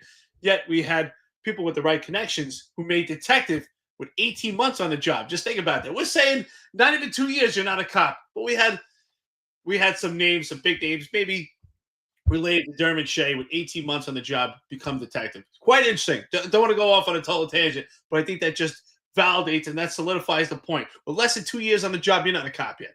It's definitely not enough time. But Dan Bongino wants to utilize the NYPD because, John, Marlon, we say it all the time, if you're NYPD, that's a label that you never lose. It's almost like you join the mafia and you're also a celebrity. John, what do you say? Celebrity with the muscle, without the money? But that's why he wants to utilize the NYPD. He never says, hey, I had a short stint with the NYPD. He just says, I was with the NYPD and I left for different reasons. You had a very short stint with the NYPD. Not enough to call yourself a cop. Yeah. I will point out that 2 years as a cadet means that the NYPD probably paid for, to a certain degree, his college, because that's a program. For those of you who don't know, it's kind of like an internship for college students. So the department believes that cadets will make great bosses in the future and make good cops because it kind of acclimates them with the NYPD before they get into the academy. So they kind of have a heads up. And I was a cadet too, so I know that it's true. It does. The idea does work, and it does make cops more prepared for what they're going to see in the academy and what they're going to experience as a cop. Of course, if they are if they're participating in a program and not just, skating along, right? But 2 years means that the NYPD did, to a certain degree, pay for his college. And with that said, I would still think that he would have some interest in making sure the institution, remains in good condition. To a certain degree, too, Cash Patel is a Long Island guy, So I would expect both of these guys, being New York guys, to kind of say, New York, you gotta get your ish together, and cut the crap out, But we're not seeing that, and so it's very disappointing, When these two guys got into the administration, one of the things that got me excited was they were from New York. So I figured they would understand New York problems, and there would be with Trump too. I figured, you know what, these are all New York guys, and they're going to want to fix the hometown, And so I'm very disappointed that we don't seem to see any action on them, and we don't see any sort of pressure being put on New York City and the NYPD to, fix the place. So last thing before we get off Trump, we got a little bit of NYPD news to get into, but before we get off of this, we got a lot of stuff today, and we're definitely not getting into all of it. There's just way too much. But so article comes out about Palantir. Now, full disclosure, I own Palantir. I bought it, I think, at $15. It's a great stock. I buy everything that I don't like, including I just do. I don't know if that's good advice, but that's whatever I see being pushed, I buy. So I don't know exactly Palantir's business model, but this is one of the companies that's tied into government contracts, right? So they had just recently a bunch of government contracts, and an article came out saying that Palantir is building a database to track all Americans. So Palantir goes on CNBC yesterday, and he kind of starts pushing back at that. And I just want to get you guys' thoughts on that, like when it comes up.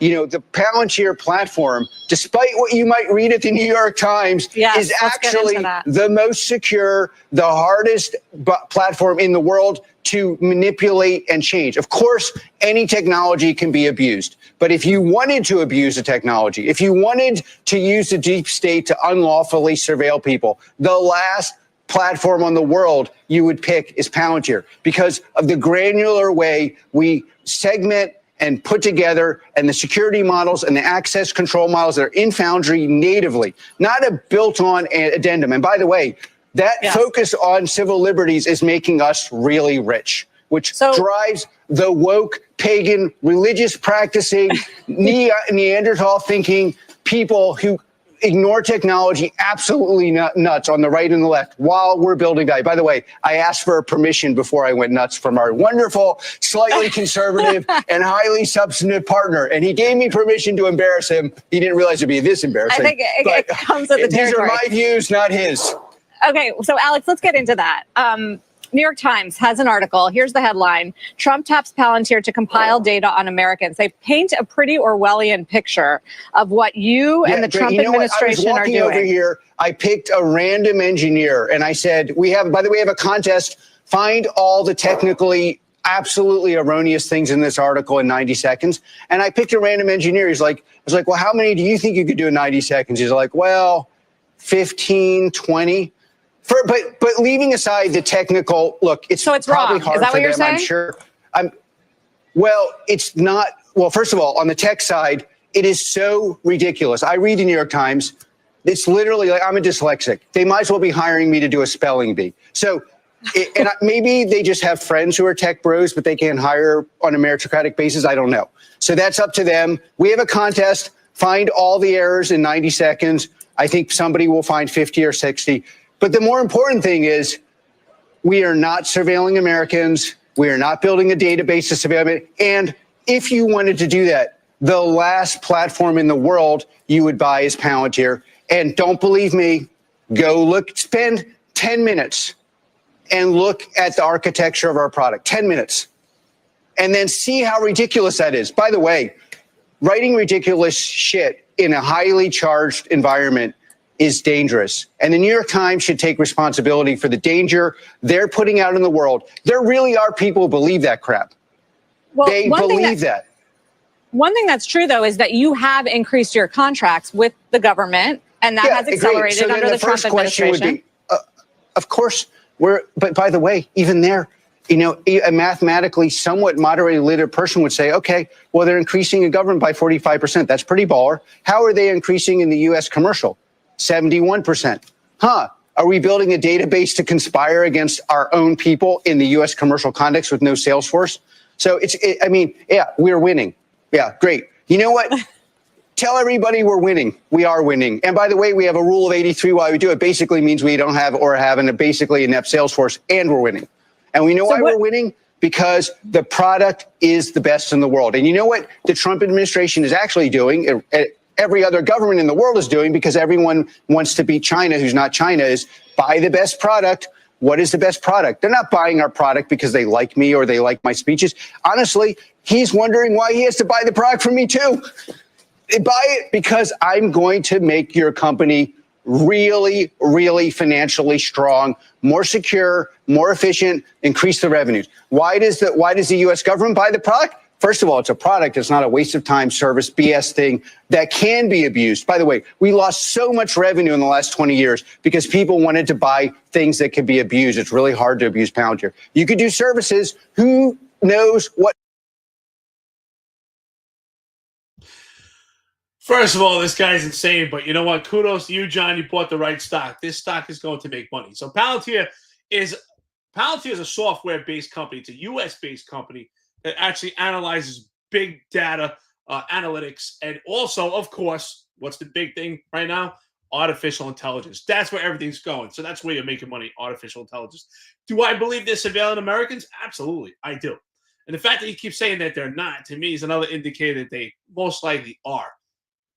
That's why, I love to travel. I travel by RV, but I also love to fly and go to different places. And that's why I never take part in that TSA pre-check-in, because I feel, to me, that's another opportunity for you to be surveilled, because you have to give up all your information, and now they have access to it.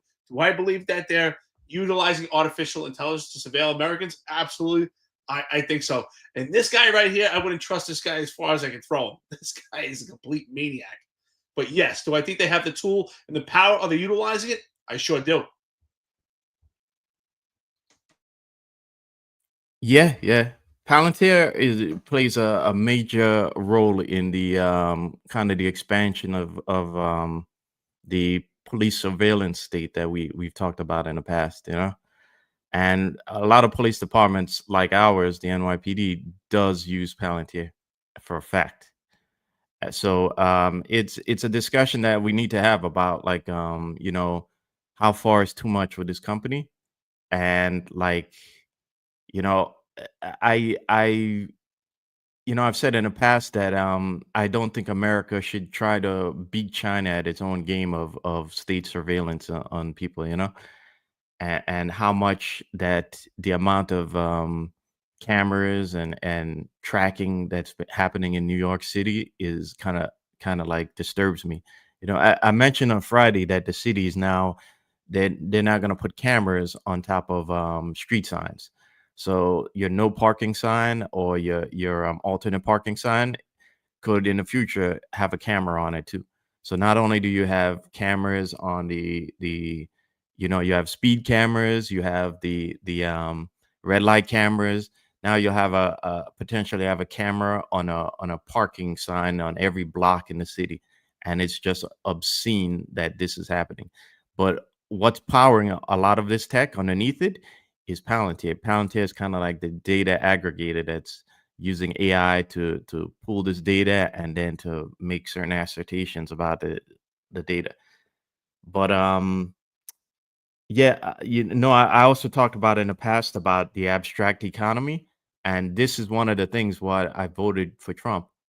Even though it sounds like a contradiction because Peter Thiel backs a lot of Trump, but I voted on Trump so he could bring back jobs to America, so that companies would stop having to build industries of abstract jobs. And abstract jobs mean like jobs in the jobs that are built upon like surveillance and tracking you and like finding out your pattern of life, and jobs that would go back to making stuff in factories that you sell.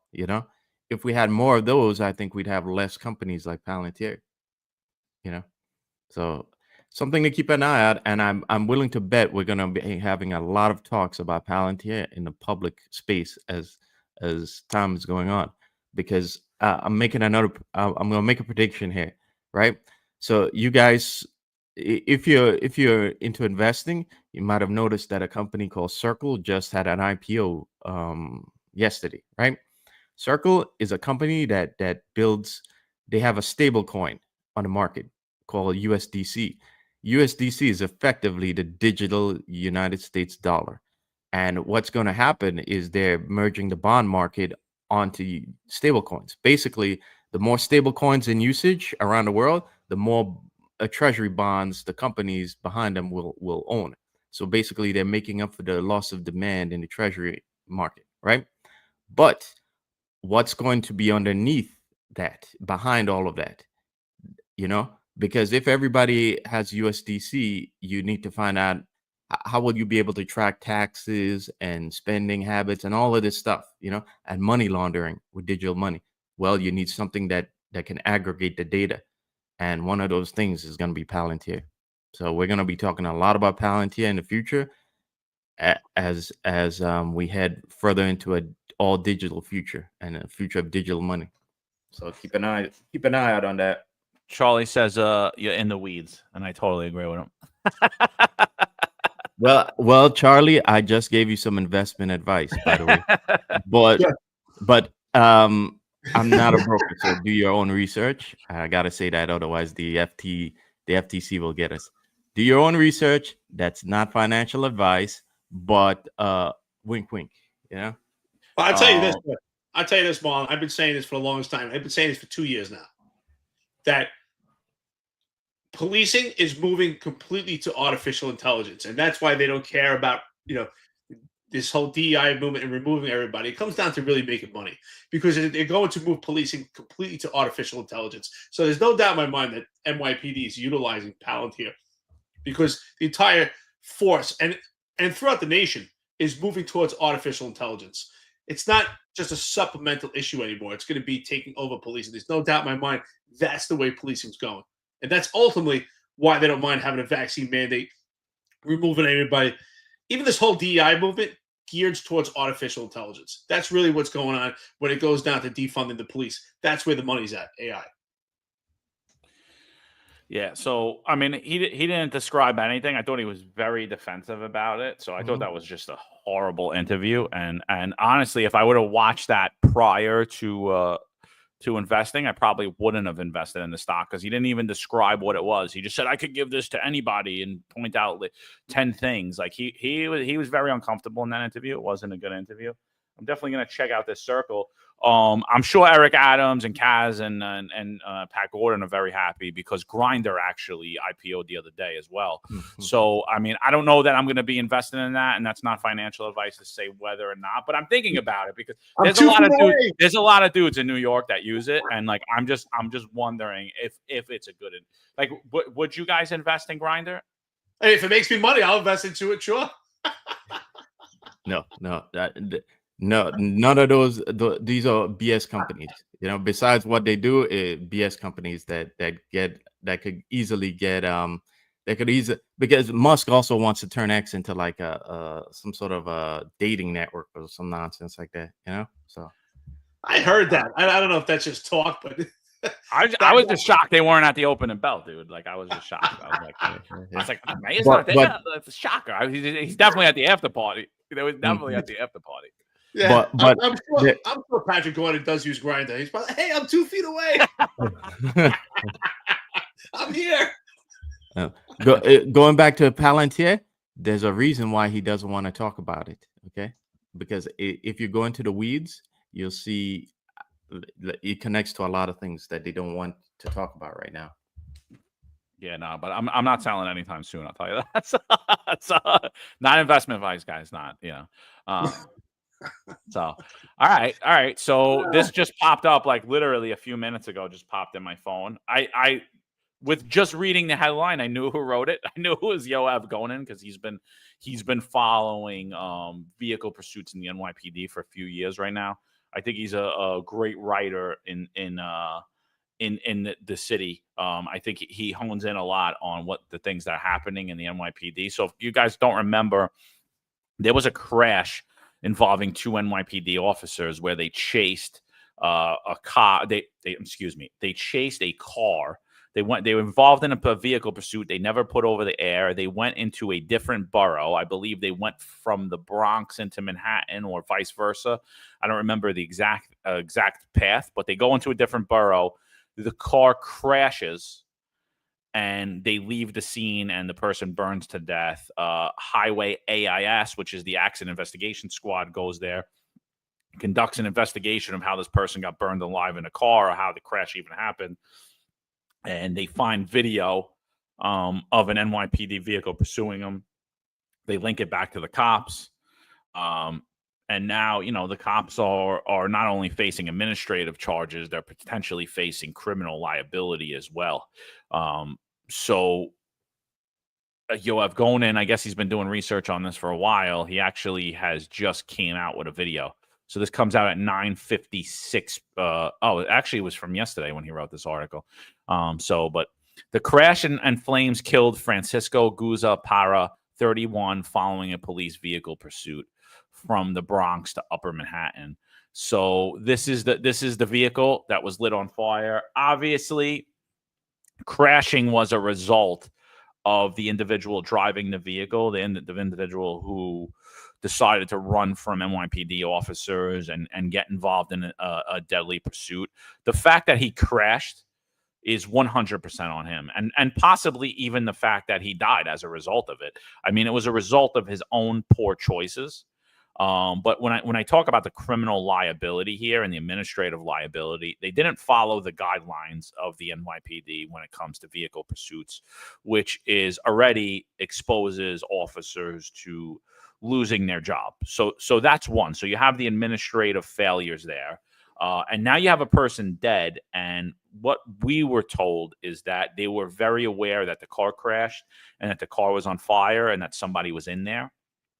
And they decided to turn the car around and drive back to that precinct. And if that is true, that is what we're talking about when we talk about the criminal liability, because now what could be alleged is that the officers could have possibly saved this individual and didn't.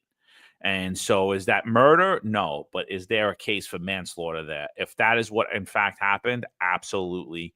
And like we've said time and time again on this show, you're really putting your career, your life, and your freedom on the line every time you're involved in these vehicle pursuits. So here's the video. I don't know what it's going to show and what it's not. So let's just play it, see what it comes up.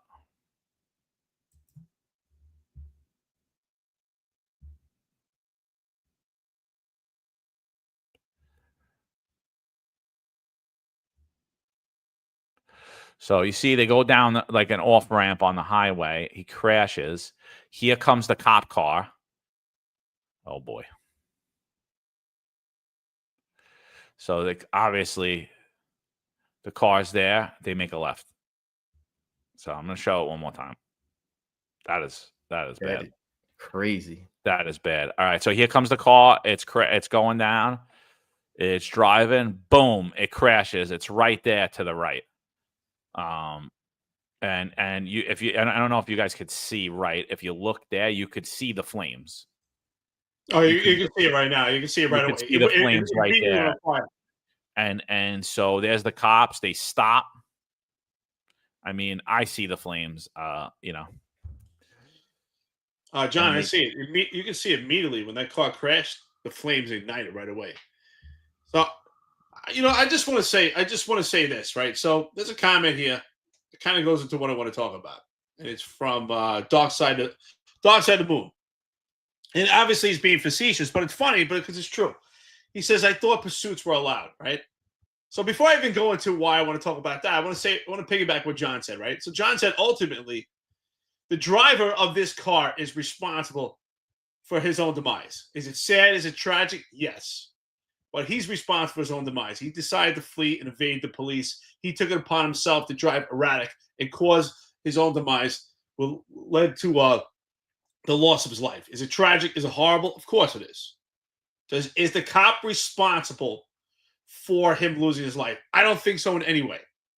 Now, that goes back to what I'm saying. So seeing this cop actually just drive away. Wait, but I just want to stop you real quick. If the car's on fire, I mean, do you think at this point the police have an obligation to help him at this point? That's what I'm about to get into. Let me get into this thought here, because I want to talk about how he led to his own demise, but how this all intertwines with what's going on with the upper echelon of the police department. Because he said, "I thought pursuits were allowed." So what that, to me, it shows what's the state of the NYPD, right? Because the cops obviously pursued this car. Now, are they wrong for doing it? It looks like it's late at night. I don't know the time of day exactly. In most cases, we talked about how you shouldn't be pursuing these cars, right? Because it's just, unless it's an extreme exception, because it's just too much variables, and ultimately they end badly. This ends badly. But at the same token, we did have, who's now chief of department, John Shell, that advocated and promoted this as a crime-fighting tactic, in which cops are doing on a constant basis. Some get lucky, it doesn't end badly. Some get lucky, they do end badly, but they're protected because they're in a certain tier in this police department, and that's in the khaki pants. But then you're cops like this, in a regular marked car. You pursue these cars. Now, do I think what they did is absolutely terrible? That's horrific. You see a car on fire, you have to put everything aside and forget about what the ramifications are and the implications are for your actions, but you need to preserve life. Being a cop is so dynamic. Things are forever changing. So at this point, it goes from a mission of trying to pursue this car, make an arrest, to now preserve life and life-saving steps. I think it's absolutely horrific, but it goes to the state of the NYPD. We have cops that are pursuing cars because that's what's promoted by the upper echelon, but they drive away because they realize and they know that even though it's promoted by the upper echelon, they're not going to be protected. They're going to be buried. Now, I think that they're absolutely ridiculous. Shame on them. I do think they should be charged criminally for driving away because that's not what cops do. That is not what cops do. But it's also a responsibility and inadequacy by the upper echelon of this police department, this administration, by pushing this crime-fighting tactic and putting cops in this position. And ultimately, they had a decision to make at that point. Do I get out and deal with the administrative ramifications, or do I drive away? But them driving away, to me, is a clear indication of the state of the NYPD. Yeah, yeah. And I'll make a point that I think I don't think it's been talked about, but I think in a lot of ways guys are so scared now that their response to incidents like this makes the cover up even worse than the incident itself, right? I think these guys were so scared of their shadows, right, that they fled here instead of just, you know, calling for a bus and trying to help. And in which case the penalty for conducting a pursuit would have been, it certainly would have been a lot less than, you know, potentially going to jail now, you know, especially, you know, the Bronx. I don't know who's going to be handling this, but you know, I don't think it's going to be a you know, it's certainly not a friendly DA's office that they're going to be dealing with, you know. So I think the cover up is worse than the crime, and this is not the first time I'm hearing of guys who are so scared to actually do their job and do things properly that they make it worse, the situation worse for themselves. And I'm bringing this up specifically as it comes to the Transit District 20. You know, the incident where the precinct commander was fudging numbers, and he was fudging numbers, and a sergeant is jammed up for it. I believe a sergeant and a lieutenant, or rather two sergeants. But I can tell you, the word that I'm getting is that the sergeant seemed to be a little bit scared of telling the CEO no. And now look, the situation is even worse than had you done the job properly as you were supposed to and followed procedure. So again, the state of the job is guys are so scared to say to do what they're supposed to do that when incidents go sideways, the consequences are even worse than had they, you know, followed through on what they're supposed to do in the beginning. So. Well, first of all, I gotta say, like, now watching the video, I think that they have a huge criminal liability. And although, you know, it was the person's fault that he crashed the car and he decided to run from the police and he ultimately lost his life as a result of it. I'm going to say right now, watching this, there could be a severe case made that they allowed that individual to burn to death and didn't call for help, didn't try to help. And I'm going to say right now that the criminal liability is there, and there is a suspicion just watching this video that they are culpable in the death of this driver, and that they potentially could have saved his life. So it's sad to say. I mean, I'm just watching it, you know, I see people in the comment talking about it and saying, you know, it's weird that they would pull away knowing that there's a camera. And, you know, we had covered this in the past, this incident. And I said it's bigger than that. And I think it's even bigger than the fear, Marlon. You know, like, you know, for those of you that are cops, or even if you're not a cop, you know, cops have a lot of oh shit moments, you know, real moments where, you know, we say your sphincter tightens up, you know, and you know, and in that frame, you know, your body and your mind goes into fight or flight mode, you know, and cops traditionally go into fight mode. They don't go into flight mode where they run from the scene, right? So, but we've all had that in our lives, especially if you're a cop, you've had that multiple times.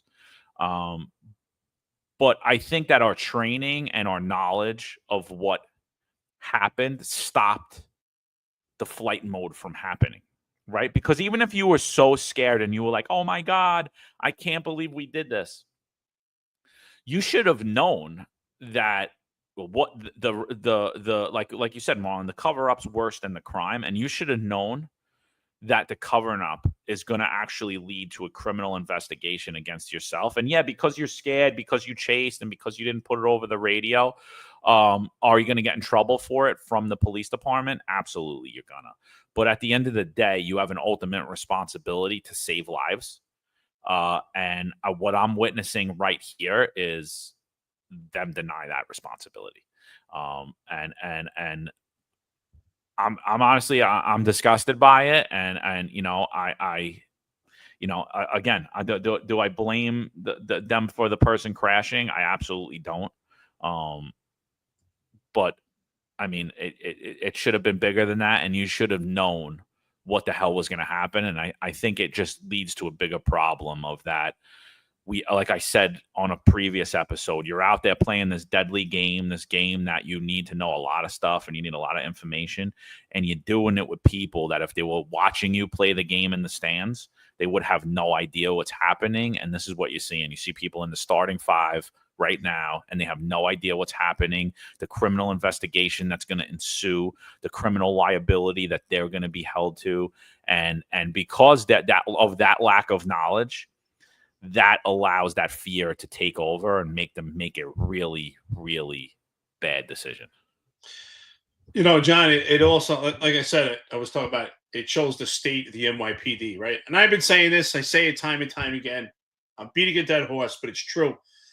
And I want to get this into people's heads. They have to understand that since 2018, and maybe arguably even before, but that's where I saw the major change. And the overwhelming majority of the recruits coming in the police department, the hiring, targeting process, in my opinion, I think you agree, I don't want to speak for you, John and Marlon, but was hiring those that are meek, timid, and docile. And there's something we used to say in the Marine Corps is that, you know, being a man and doing the right thing is being able to face consequence in taking action. Now, is there fear? You know, what you say, of course, is there fear? Hey, we just chased this car. It got into a crash. Oh, my God, are we going to be held liable? But I think that's where strong men and strong women, alpha males and alpha females that are trained properly and have that grit about them, have that inner core, that spirit to core, that morality that you need to have before you get on the job, that goes along with the training, would make you stop at that point and say, oh, shit, we got to help this person. And that's why I say it's so dynamic, right? You're a referee. Sometimes you're a divorce counselor. I mean, think about it. How many domestics have we all responded to? I've married people. I've divorced them. You guys have done it also. That's what we do. We're referees. We're making an arrest. We step in different forms. It's so dynamic. But at this point, we have to ask, you know, and it hurts me to say this, right? Because I want to support the rank and file, but it hurts me to say that I don't even need to meet those two cops that are in the car to get an idea of who they are and what type of people they are. Because I know if it was you, John, or me, or Marlon, or Rob Lukash, Ron Lace, and Sal Greco, anybody that's part of this Finance Unfiltered family that served in the police department, even though you knew there would be implications and ramifications, you would stop because there's something about you. You have that inner cop mode. There's something about you that you want to help. And you would stop that car and you would forget about everything else and start to try to save their life. But to have the ability to watch a car burn and drive away, are those really cops? I can't support them. I can't. But that goes to what's going on with the job that I'm sure, I don't know them, but if we can look to see what type of people they were before the job and how they got the job that they're hired, they probably were never meant to be in the NYPD.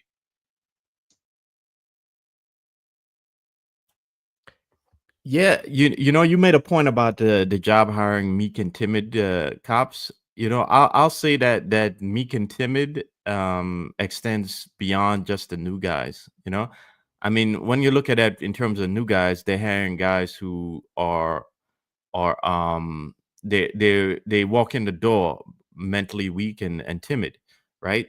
But I think to a certain degree, the job has made the entire job has become that too, you know, because I looked during the mandate, you had like some of the toughest dudes, the biggest dudes who are like, you know, they were like, I saw them walking around like scared of being around people, you know, walking around with spray cans and wiping down everything, and then the job tells them to put something in them, and they're, you know, we got to do this, you know, big tough guys who used to chasing guns, you know, and guys who you wouldn't be. These are the guys you want next to you when you're in the like the heart of the 7-3 or something, looking for a gun, and here they were, they just become, you know, the job told them to put something in it, and they just went along with it. So I think that mentality is extended to the overall job, and when I look at this incident, I think also that you know, maybe it's like also extended towards kind of that mentality, that weak mentality is extended towards supervisors too, because again, these guys needed I don't think this is the first time these guys were doing that, and I'm just wondering where was the supervisor to like tell them, hey, listen, I know you guys are good at what you do, but you know, you got to use you got to know when to turn it off and use restraint. Because, you know, Jack makes a good question here. Jack Stern, member of the finest Unfiltered family and a producer on here. He makes a good point that when do cops draw the line on chasing a suspect, especially if there's a risk of accident? Well, that's where you have to have restraint, and you have to know when to turn it off. And you need good bosses to again, as John mentions all the time, to save you from yourself sometimes, and to certainly let you know that, hey, I know you're good, but like you got to know when to turn it off sometimes, you know. So Oh yeah, I mean, listen, when do you turn it off? I mean, first of all, there's a risk of accident and there's a risk of injury in every action a police officer takes. So, you know, that's one. So like does it mean we're going to turn it off because you might get injured or there may be an accident? No, doesn't mean that necessarily. But when things happen, you are injured or there is an accident, you have to go through with it now. Now you're a police officer. Your ultimate job is to preserve life. The ultimate responsibility is to preserve life, is to help others. I mean, you know, I see it every day, and I'm sure you guys do too. You know, you drive around, you see people that aren't cops stopping to help people. You know, and you know, like cops get this great responsibility and really privilege and honor to get paid to do that. You know, to get unlimited resources. Like, you know, my entire career, I always said, I can't believe I get paid to do this. I can't believe I get paid to do this. Like, this is great. Someone's breaking into my neighbors' houses. Somebody's robbing my neighbors. I get to be the person to go out and find that individual. Oh, and by the way, if they give me a really hard time, I could get on the radio and I could have helicopters and about 50 cars here in about 40 seconds. You know, and it's such a privilege to be a police officer and in law enforcement. And there's sometimes you're going to risk your own life. You're going to risk the life of perpetrators. And unfortunately, you're going to risk the life of the public as well, to put something that needs to come to a close right away before other people die or other people get injured. I'm not saying that this is a moment. I'm not saying that this was the moment, but there are going to be a lot of times in your career where those things are going to happen. But the overriding fact is when something awful happens, you're going to go to it.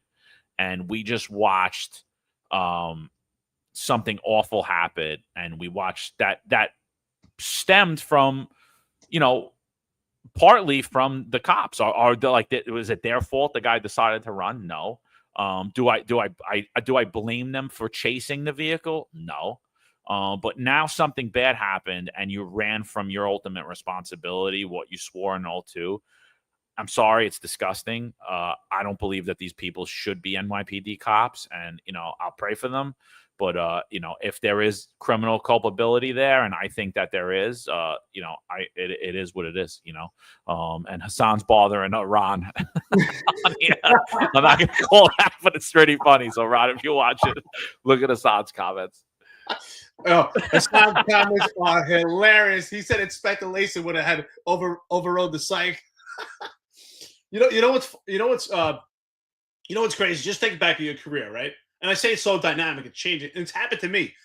I remember numerous times, chase a suspect, person of interest in possession of a firearm, and someone who's not really in shape, and you catch up to them, tackle them, and next thing you know, they're gasping for air, they can barely breathe, and you're helping them, right? You went from chasing a guy who's got a gun, you tackle them, they can barely get a hold of themselves, they can't breathe, and next thing you know, you got them in cuffs, but you're helping them. You're getting them water. It's happened numerous times. I got a guy sitting down in cuffs. I'm getting him water. I'll never forget one time in the Lower East Side. I was working at PSA 4, and there was a perp. We had a pattern going on. Scooters were being stolen. We had a perp actually stole a scooter. I remember I chased the perp, and I had to tackle him. This kid was moving fast, and we ended up flying into a vending machine, and his tooth popped out. The tooth came out. Next thing you know, we got him in cuffs. I'm looking around with a flashlight. I find this kid's tooth. He's bleeding. We're giving him water. And that's the whole thing, right? It's so dynamic, right? 1 second, you're making an arrest. And the next second, you're helping the same person that you arrested. So we've all been there. I never had this happen to me. I never chased a car where it burned on fire. But there's no way. I know there's no way I'm driving away. Even if I know I potentially could get suspended, modified, I just can't walk away from someone burning. And I know you guys can't either. Yeah, you have a responsibility to act in good faith, and remember our first job is to preserve life, So something to think about if these things happen. And it's now maybe a year or two ago, this was in a national conversation about police pursuits, but I can see this potentially becoming again a national conversation because as was noted on the on Sal's show yesterday with Jack, there was a similar incident like this in South Florida where the cops left a crash that happened after a pursuit, and those cops, I believe, they resigned or they were fired, but I see them facing a potential criminal trial. Yeah, they had to turn themselves in. Yeah. 7 of them, seven Yeah. cops. And that's in Florida. Yeah. So this is going to be a national conversation again. Police, these police pursuits are becoming a thing of the past, especially as we get more denser areas. South Florida is not as dense as New York City, but it's getting there. So I wouldn't at this point I would not conduct a pursuit there, just as I wouldn't conduct a pursuit in New York City. There's just too much density. There's too much that can go wrong, and it's just not worth the risk to life. Which again, that's our main objective, is to preserve life. So. Yeah, I'm just shocked, dude, because like I just keep watching it because you clearly see the cars on fire, and I'm not saying that they could have saved them or they couldn't have saved them, but like. They should have did the right thing, call the fire department, call the ambulance, and see if there's a potential to save them. They didn't even check. And so that's why I'm saying they have no businesses to be police officers. That's without a doubt. Whether they're criminally culpable of not or not, they should no longer be police officers again, in my opinion. And sorry for those of you that disagree with me, but that's just how I feel. I wouldn't want to call 911 and have these two people show up. They showed who they are. And so that's just how I feel about it. Speaking of South Florida, something just came out again, and honestly, this boils my blood. Also, HSI, here they are. Let me pull this up. HSI, look at this one. South Florida. Watch what's happening here. See a guy in handcuffs getting handcuffed. See a 4-star chief getting handcuffed. So this chief, his name's Marcos Lopez. He's the sheriff for Osceola County, Florida. He was arrested by HSI in uniform for allegedly operating a $21 million gambling operation. Reason that this really bothers me a lot is this should have happened in One Police Plaza. We should have saw people get perp walked out of One Police Plaza, and so I think what happened where we had an on-duty booty scandal and cash for ass program, people getting paid exorbitant amounts of overtime while they're on vacation, while they're at home, while they're at work. And there were millions and millions and millions of tax dollars being misused, electioneering, being involved in running straw donor scams, misusing migrant debit cards, misusing Cralo cars, wasting probably in the range of $100 million of taxpayer money. I think it's far worse than hearing that this sheriff was involved in a gambling operation. I do. Because, I don't know if he was using his on-duty status to help further that gambling operation. I don't know that the gambling operation was happening in his jurisdiction. I don't really know the details of it. And if that's the case, then yeah, it's horrible and he deserves to get arrested. I'm not saying that at all. And he doesn't deserve to be the sheriff of Osceola County. But what I'm saying is, this is, we see the government take a very hard stance against gambling because ultimately you're failing to pay your taxes. But that same stance isn't being taken when our politicians and their criminal, corrupt friends are misusing that tax money.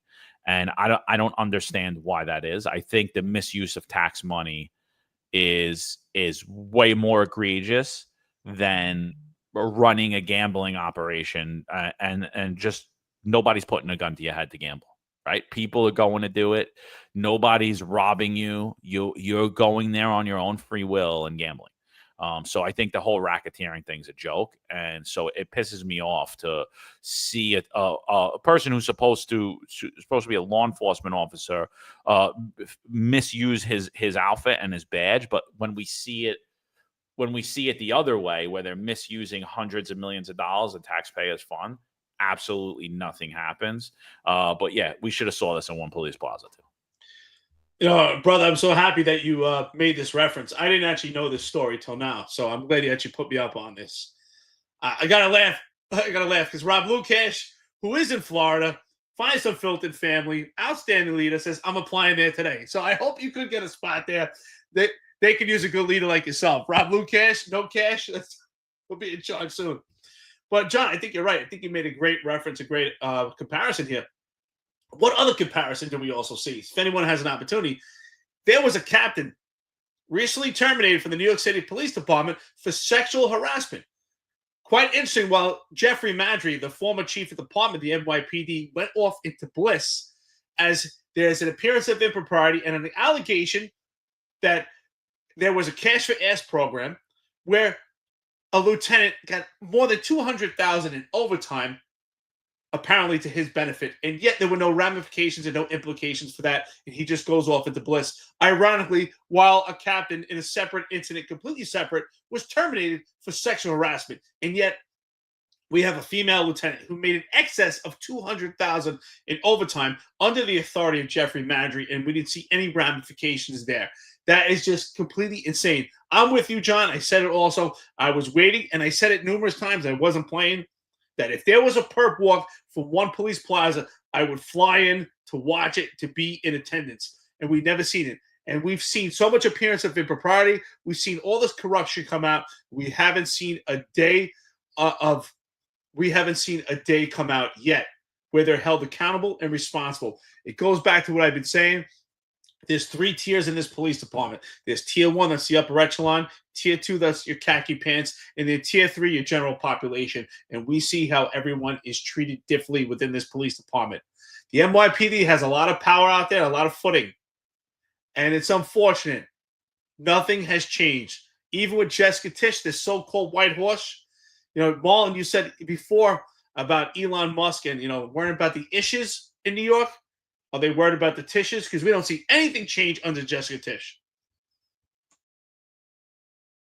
There's an important point about this case in Osceola, and that is that the Florida Attorney General had her eyes on him, and the Florida Department of Law Enforcement, which is kind of like a state investigative body, kind of like the state's FBI.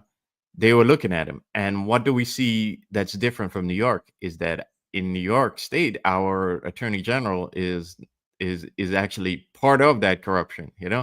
So good luck on that happening here in New York. So that's one of the key differences between Florida and New York. In New York State, like the law, if your head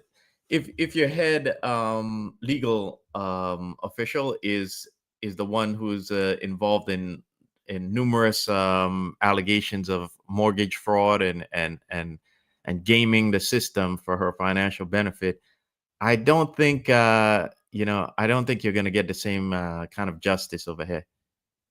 But yeah, it's a shameful act, and this guy is I guess this guy, they're saying that he was there for 22 years, so you could only imagine what other stuff that he was involved in that he got away with. But yeah, it's a shame. It's a shame. Yeah, absolutely. And just real quick before we get out of here, I don't know if you guys want to talk about anything else, but I just want to talk about the Columbia Association. They had recently put out a statement about why he accepted the apology from Patrick Gordon. And I just want to say, again, it's disgusting that you put out a statement after the fact.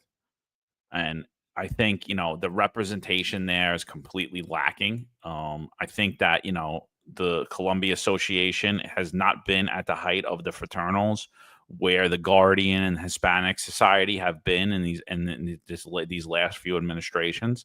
But I still think it's equally pathetic to not say a word when there was blatant discrimination. And again, the same thing we're talking about in the NYPD, how we're seeing two tiers happen. You're seeing, one captain getting arrested and fired for sexual harassment, and you're seeing Jeffrey Madry being allowed to retire, and actually the department in New York City covering up Discovery in order to protect him. I think it's absolutely disgusting. And I think the same thing's here with Pat Gordon. I think he should be suffering consequences from the NYPD as a result of what he said, because it does not escape me, and it should not escape anybody in this room, that if any person in any other fraternal organization said that same thing, they would be suffering very harsh ramifications from this administration, from the media in New York City. So that's really all I got to say about that. I know that the Italian Civil Rights League, Sal's on the board of that. I'm a member. They put out a statement about it. But again, I just think, when you look at the racism occurring and the pure blatant discrimination occurring in New York City, and I look at the DOJ going after Connecticut, some little small villages in Connecticut, it really is. It's a slap in the face to New York City. It's an absolute slap in the face to the intelligence of the people that follow this show, to the people that are on this show. It really is. It's a slap in the face to overlook the blatant discrimination and racism that has came out of the Adams administration, that has allowed people like Patrick Gordon to feel comfortable enough to just basically be a bigot in plain view and out in camera, and not worry about it, and feel like, no, this is normal. It's perfectly okay to crap all over Italians or white people or whatever you want to, whatever group you'd like to label us all as. So I just thought that was absolutely disgusting. You're absolutely right. I think you nailed it. I think it's twofold, right? So for one, the Columbia Association didn't show any presence, didn't fire back, didn't say a word. So, and no other association also. I don't think it just has to be the Columbia Association. Do I hold them responsible? Should the Columbia Association should be the first one to fire back and say, hey, listen, you have a problem with our members. You have a problem with someone with the letter O. We have a problem with your prejudice. We have a problem with you being a bigot. We have a problem with your racism. We have a problem with your discrimination. But it should have been every fraternal organization should have spoke up and said, we're not tolerating this. Even the Guardians, the other members of the Guardians they should have spoke up also and say, hey, we're not prejudiced, we're not racist, and we're not discriminating against our fellow white law enforcement officers, because that's what's going on. We say it's a family. John, Marlon, don't they say it's a family all the time? What kind of family is racist or bigots towards each other? That's how we talk about. And again, here's a second fold to it. The second fold is that Patrick Gordon feels so comfortable to show his prejudice, his fair and impartial his partial bias inside, right? That you're supposed to get rid of through that NYPD training. He feels so comfortable to talk about his biases to Eric Adams because it's tolerated, it's encouraged, and is promoted within this administration. That's why he does it. It's promoted, it's encouraged, and it's not opposed by any of these fraternal organizations. Every fraternal organization should have fired back. Every union should fire back. Patrick Gordon should be held accountable. According to the NYPD disciplinary matrix, where John and I have explained in numerous podcast episodes on Defiance Unfiltered, hate speech leads to automatic termination. Now, I would think that referring to people as the letter O in racist discriminatory comments is hate speech. And yet Patrick Gordon is never held and will never be held under this administration responsible and accountable for his actions. Yeah, it was cowardly, you know. And I made a statement about the Columbia Association's letter online on Twitter, and I stand by it, you know. There's kind of like a normalization of this and an acceptance of it. And when you follow the path to this, the more this thing gets accepted is the more this country gets slow walked into socialism, you know, because DEI is socialism, you know. So we need, instead of people standing up for principles and standing up against this, you see them quietly accept it. And this is the reason why you guys who are still on the job, this is why you guys have to sit back and watch these DEI videos that your job keeps telling you as part of training, you know, and has nothing to do with the core mission of policing. This is why, because the guys who purport to be your leaders keep sitting back and accepting it, you know, when they should be standing up for principles and standing up against DEI and all this social Marxism. So it's if the tide was reversed and Patrick Gordon, I said, if Patrick Gordon was Gordon Patrick and he made those comments, he made reverse comments, he'd probably be forced to retire by now. But that's not what's happened here. So you're never, things are only going to get worse from here, guys, unless somebody gets some balls to stand up and say something. So speaking of balls and saying something, before we get out of here, let's just highlight the Detectives Endowment Association president, Scott Monroe, real quick. So prior to Scott Monroe being the Detectives Endowment Association president, Marlon just sent me a tweet that Osceola sheriff that was arrested, the Detectives Endowment Association, he came to the NYPD and they gave him an award in New York City. So some members of the NYPD probably got their gambling debts probably got wiped out as well. So shout out to you guys, you know. But what I got up right here is I got Scott Monroe up, and you know, I think that he's trying to position himself as a kingmaker, and I think he's trying to position the DEA as the most powerful union in the NYPD.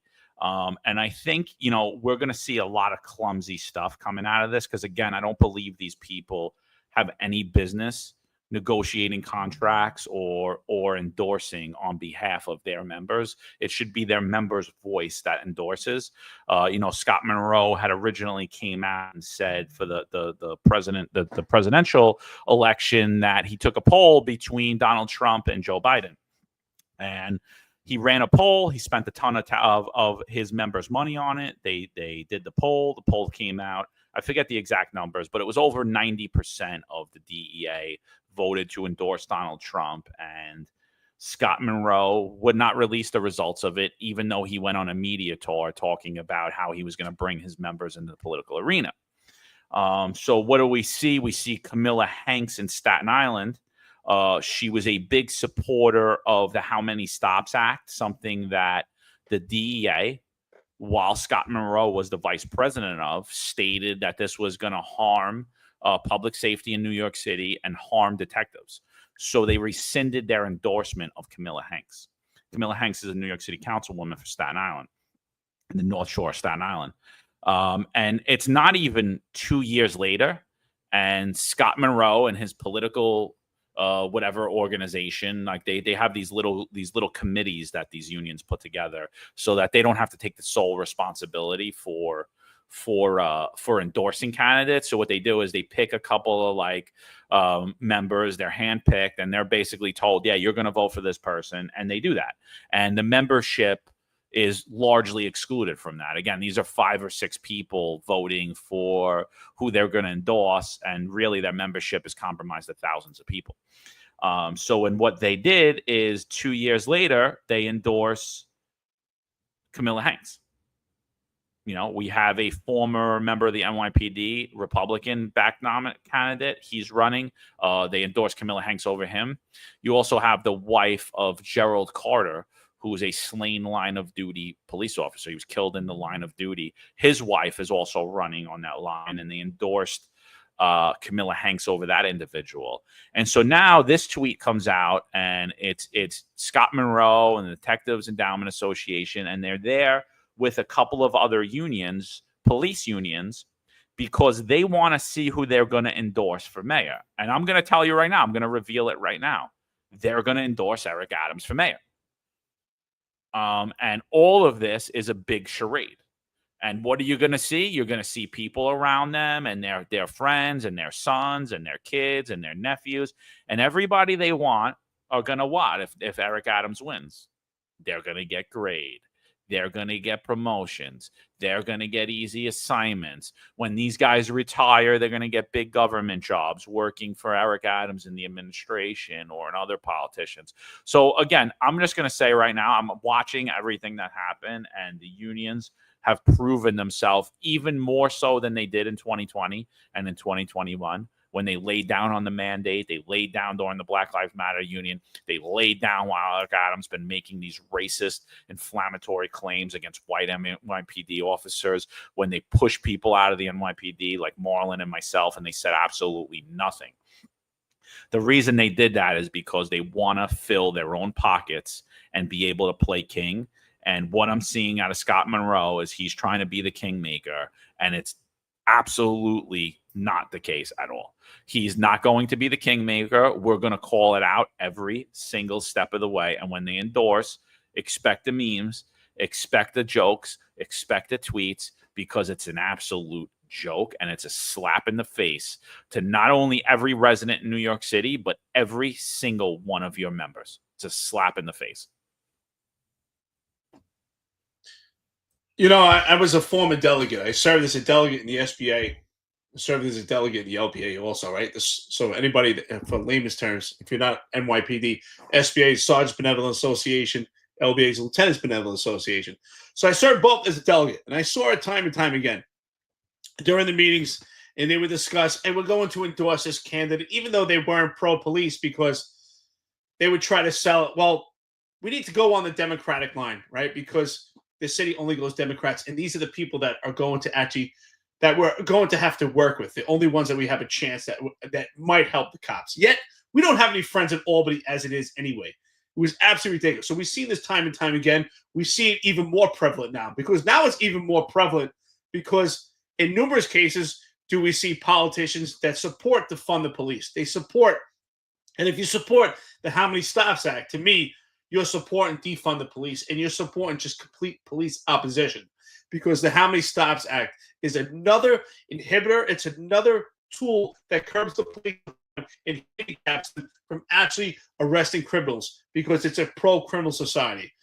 And even further, in this actual election, we have a widow of a police officer that was killed in the line of duty, Gerard Carter. And we all have an intimate relationship with him, especially you and I, John, since we worked in the same precinct that he worked in, right? He worked in Staten Island housing, but that was in the confines of one single precinct. He was shot and killed in the West Brighton houses. And you know what's a shame about that also? We always remember the loss of a cop, but we never remember the actual perpetrator that did that. But I still remember his name. His name was Shatik Johnson, who took the life of Gerard Carter. And his widow is now serving in this election and is not being endorsed by the police department. yet again goes back to what I said earlier. We say it's a family. How is this a family? We should be endorsing the widow of a police officer that lost his life in the line of duty and gave his life and made the ultimate sacrifice. That's just another slap in the face. Yeah, it's more like a mafia, yeah. But man, can you imagine the amount of shenanigans that's gonna happen when Eric Adams gets back in there? Now, if you saw if you saw the nepotism and the cronyism before, wait till he's back in there, you know? All hell is gonna break loose, you know? But yeah, it's disappointing, you know. I don't have, at this point, I don't have faith in the unions, you know. They've been given enough chances to speak up about what's going on and to do something, and I don't understand how you could again throw your weight behind Eric Adams, considering what he did to your membership. You know, have we forgotten about that? But yeah, it's shameful and very disappointing that this is the current state of things. Yeah, and the other thing, someone mentioned it here about the ruling over the weekend from the Supreme Court, ruling that reverse racism is discrimination. I'm just going to say again, it's also another slap in the face to the intelligence of all of us on this podcast and to the intelligence of every American, because I don't think it's a great ruling. I think it's actually a shitty ruling. And I'll tell you why I think it's a shitty ruling, because the laws don't say that they apply only to Black people or Hispanic people or to women. They certainly, the way I read anti-discrimination laws, the way that I read equal opportunity law, is that they apply to everyone. I don't see how white males or white females are excluded from that. So anti-discrimination laws, there should have been no ruling to have to call out that there is such thing as reverse discrimination, because what is that ultimately? And it is discrimination, and discrimination is illegal when we talk about in promotions, when we talk about in hiring, when we talk about in anything else, whether or not you get a religious exemption, whether or not you get a medical exemption, whether or not we're going to discipline you. And so I think it just shows how broken our criminal justice system is. And I don't think it's a great ruling at all. And it's another slap in the face to me, sitting there saying, well, so for the last 20 years, you've just allowed blatant open discrimination and racism towards whites. That's what the Supreme Court told us. You know, that's what they said to you. That's what they told you, is they've allowed discrimination towards white. And now we need our own ruling, reverse discrimination. Like, what are we talking about here? Is this not America? Are we not all created equal? You know, are we not all judged by the content of our character, or are we judged by the color of our skin? And what the Supreme Court did in that historic ruling is tell us, no, that in fact, in America, we're not all judged by the content of our character or our competency. What we've been being judged by is our skin color, and they've allowed it for 20 years. So it was an absolutely disgraceful ruling. And I still hope that all the victims of discrimination, like myself, like Marlon, like Eric, like Sal, get the justice that they deserve, and many others. Wow, brother, that's deep. I don't even know how to respond, because you just explained it so well. It's spot on. It's exactly what it is. Reverse discrimination is just discrimination.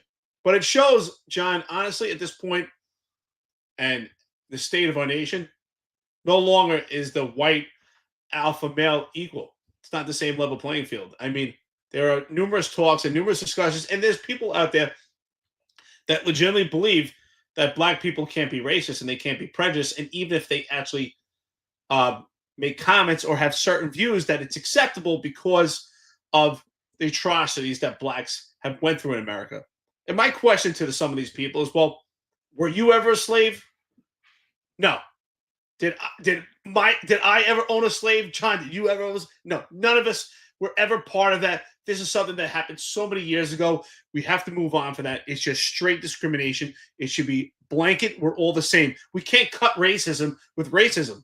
That's being racist in itself by saying reverse discrimination. Absolutely ridiculous. I'm just completely disgusted by it. there shouldn't even be a discussion. To say that this is, a victory and a pivotal point in history and it's historical is absolutely disgusting. That's even a conversation. It's almost like they brought us back to Jim Crow laws. I think it's so progressive. This case here is so progressive that it's regressive and brought us back. And to me, I see it as completely racist. Marlon, you're nodding your head because I think I agree. And even with this discussion, when people talk about reparations, I mean, reparations for who? Were you a slave? Was I a slave owner? No. How are we responsible? I'm not even, John, do you feel you're responsible for what your parents do? Or save them all? I'm not responsible for what my parents did. And we're talking about generations ago.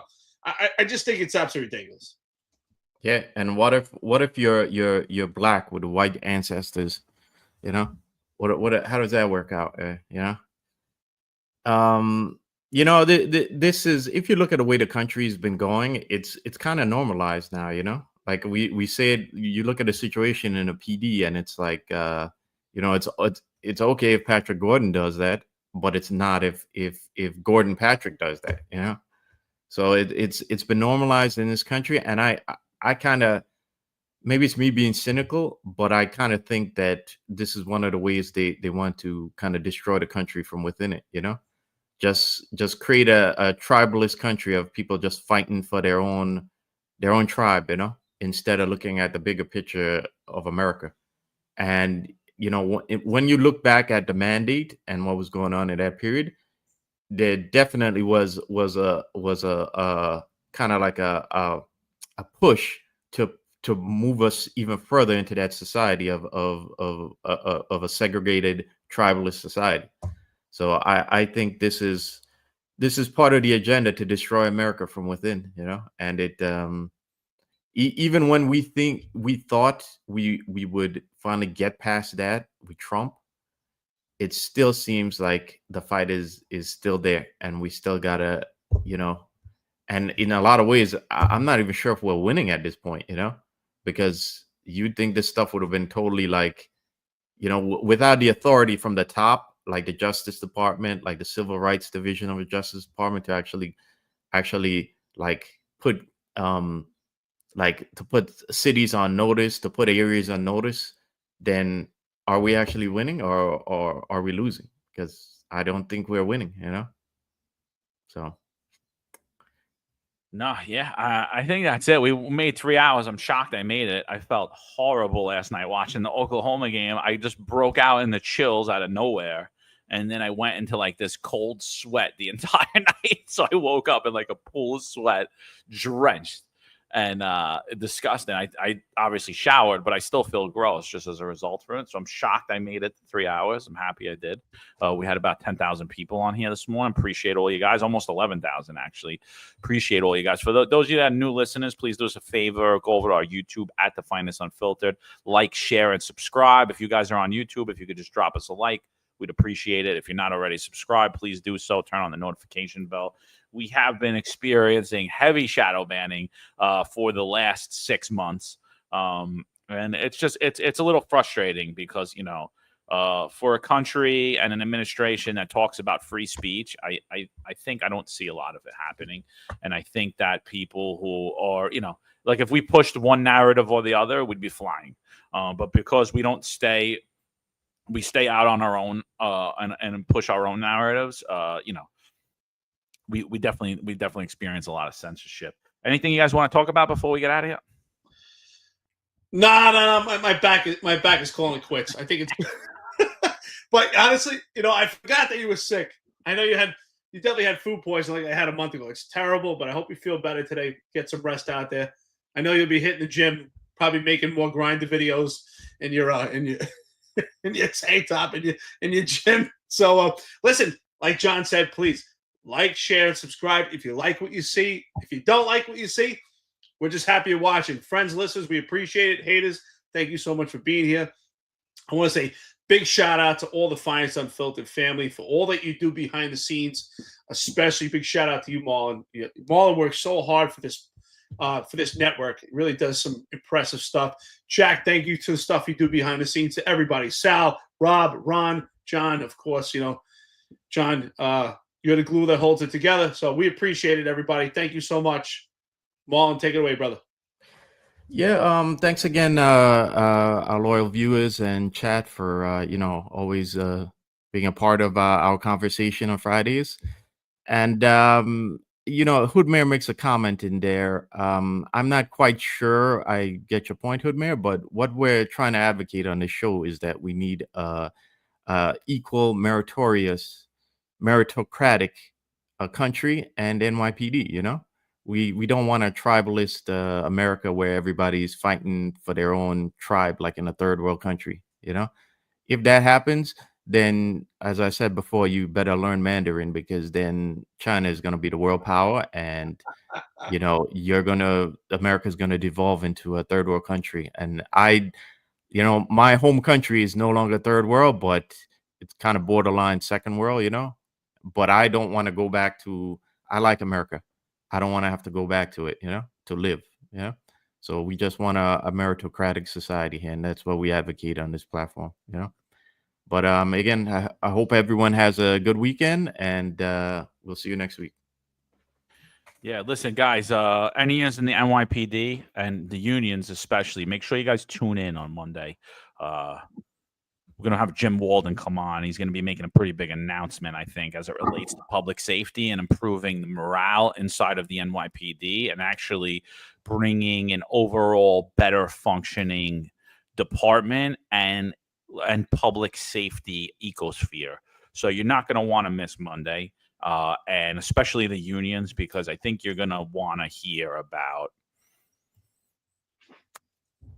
I think you're going to want to hear what Jim has to say before you put out any endorsements, because it's gonna shake up the media atmosphere in New York City, and it's going to shake up the talk within the NYPD, especially amongst your rank and file. And you're just not going to want to miss it. So definitely check out Monday. We'll be back live 8:05. Find us Unfiltered. Eric, you want to close us out, brother? Yeah, I will definitely not miss Monday. You have to be there. This is very important. Near and dear to me. I'll see you Monday. Enjoy your weekend, everybody. Thank you so much. Of course, Finest Unfiltered family. Check out all the shows. Sal Greco Show, The Executive Perspective. Of course, New York's Finest Retired Unfiltered podcast. Have a great weekend, everyone. Take care. There's a handful of retired officers that don't live in the state that have a lot to say about the dream team, as I like to call it. All of a sudden, they retire and have a master plan on how to fight crime, but nothing to contribute when they were here. They want to come back and be part of the dream team. What can I say? Law enforcement professionals dedicate their lives to serving and protecting our community. But who's protecting their financial futures? That's where Laidlaw Blue comes in. Our wealth management platform is specifically designed for the law enforcement community. Laidlaw Blue is a division within Laidlaw Wealth Management, run by retired New York City detective John McDermott. His status as a retired detective uniquely positions him to establish a deep connection between Laidlaw Blue and the law enforcement community. Our platform is easy to use and provides a range of financial services, including investment management, retirement planning, and insurance solutions. With Laidlaw Blue, you can secure your financial future and provide for your loved ones. Our team of experienced financial advisors understands the unique challenges and opportunities that law enforcement professionals face.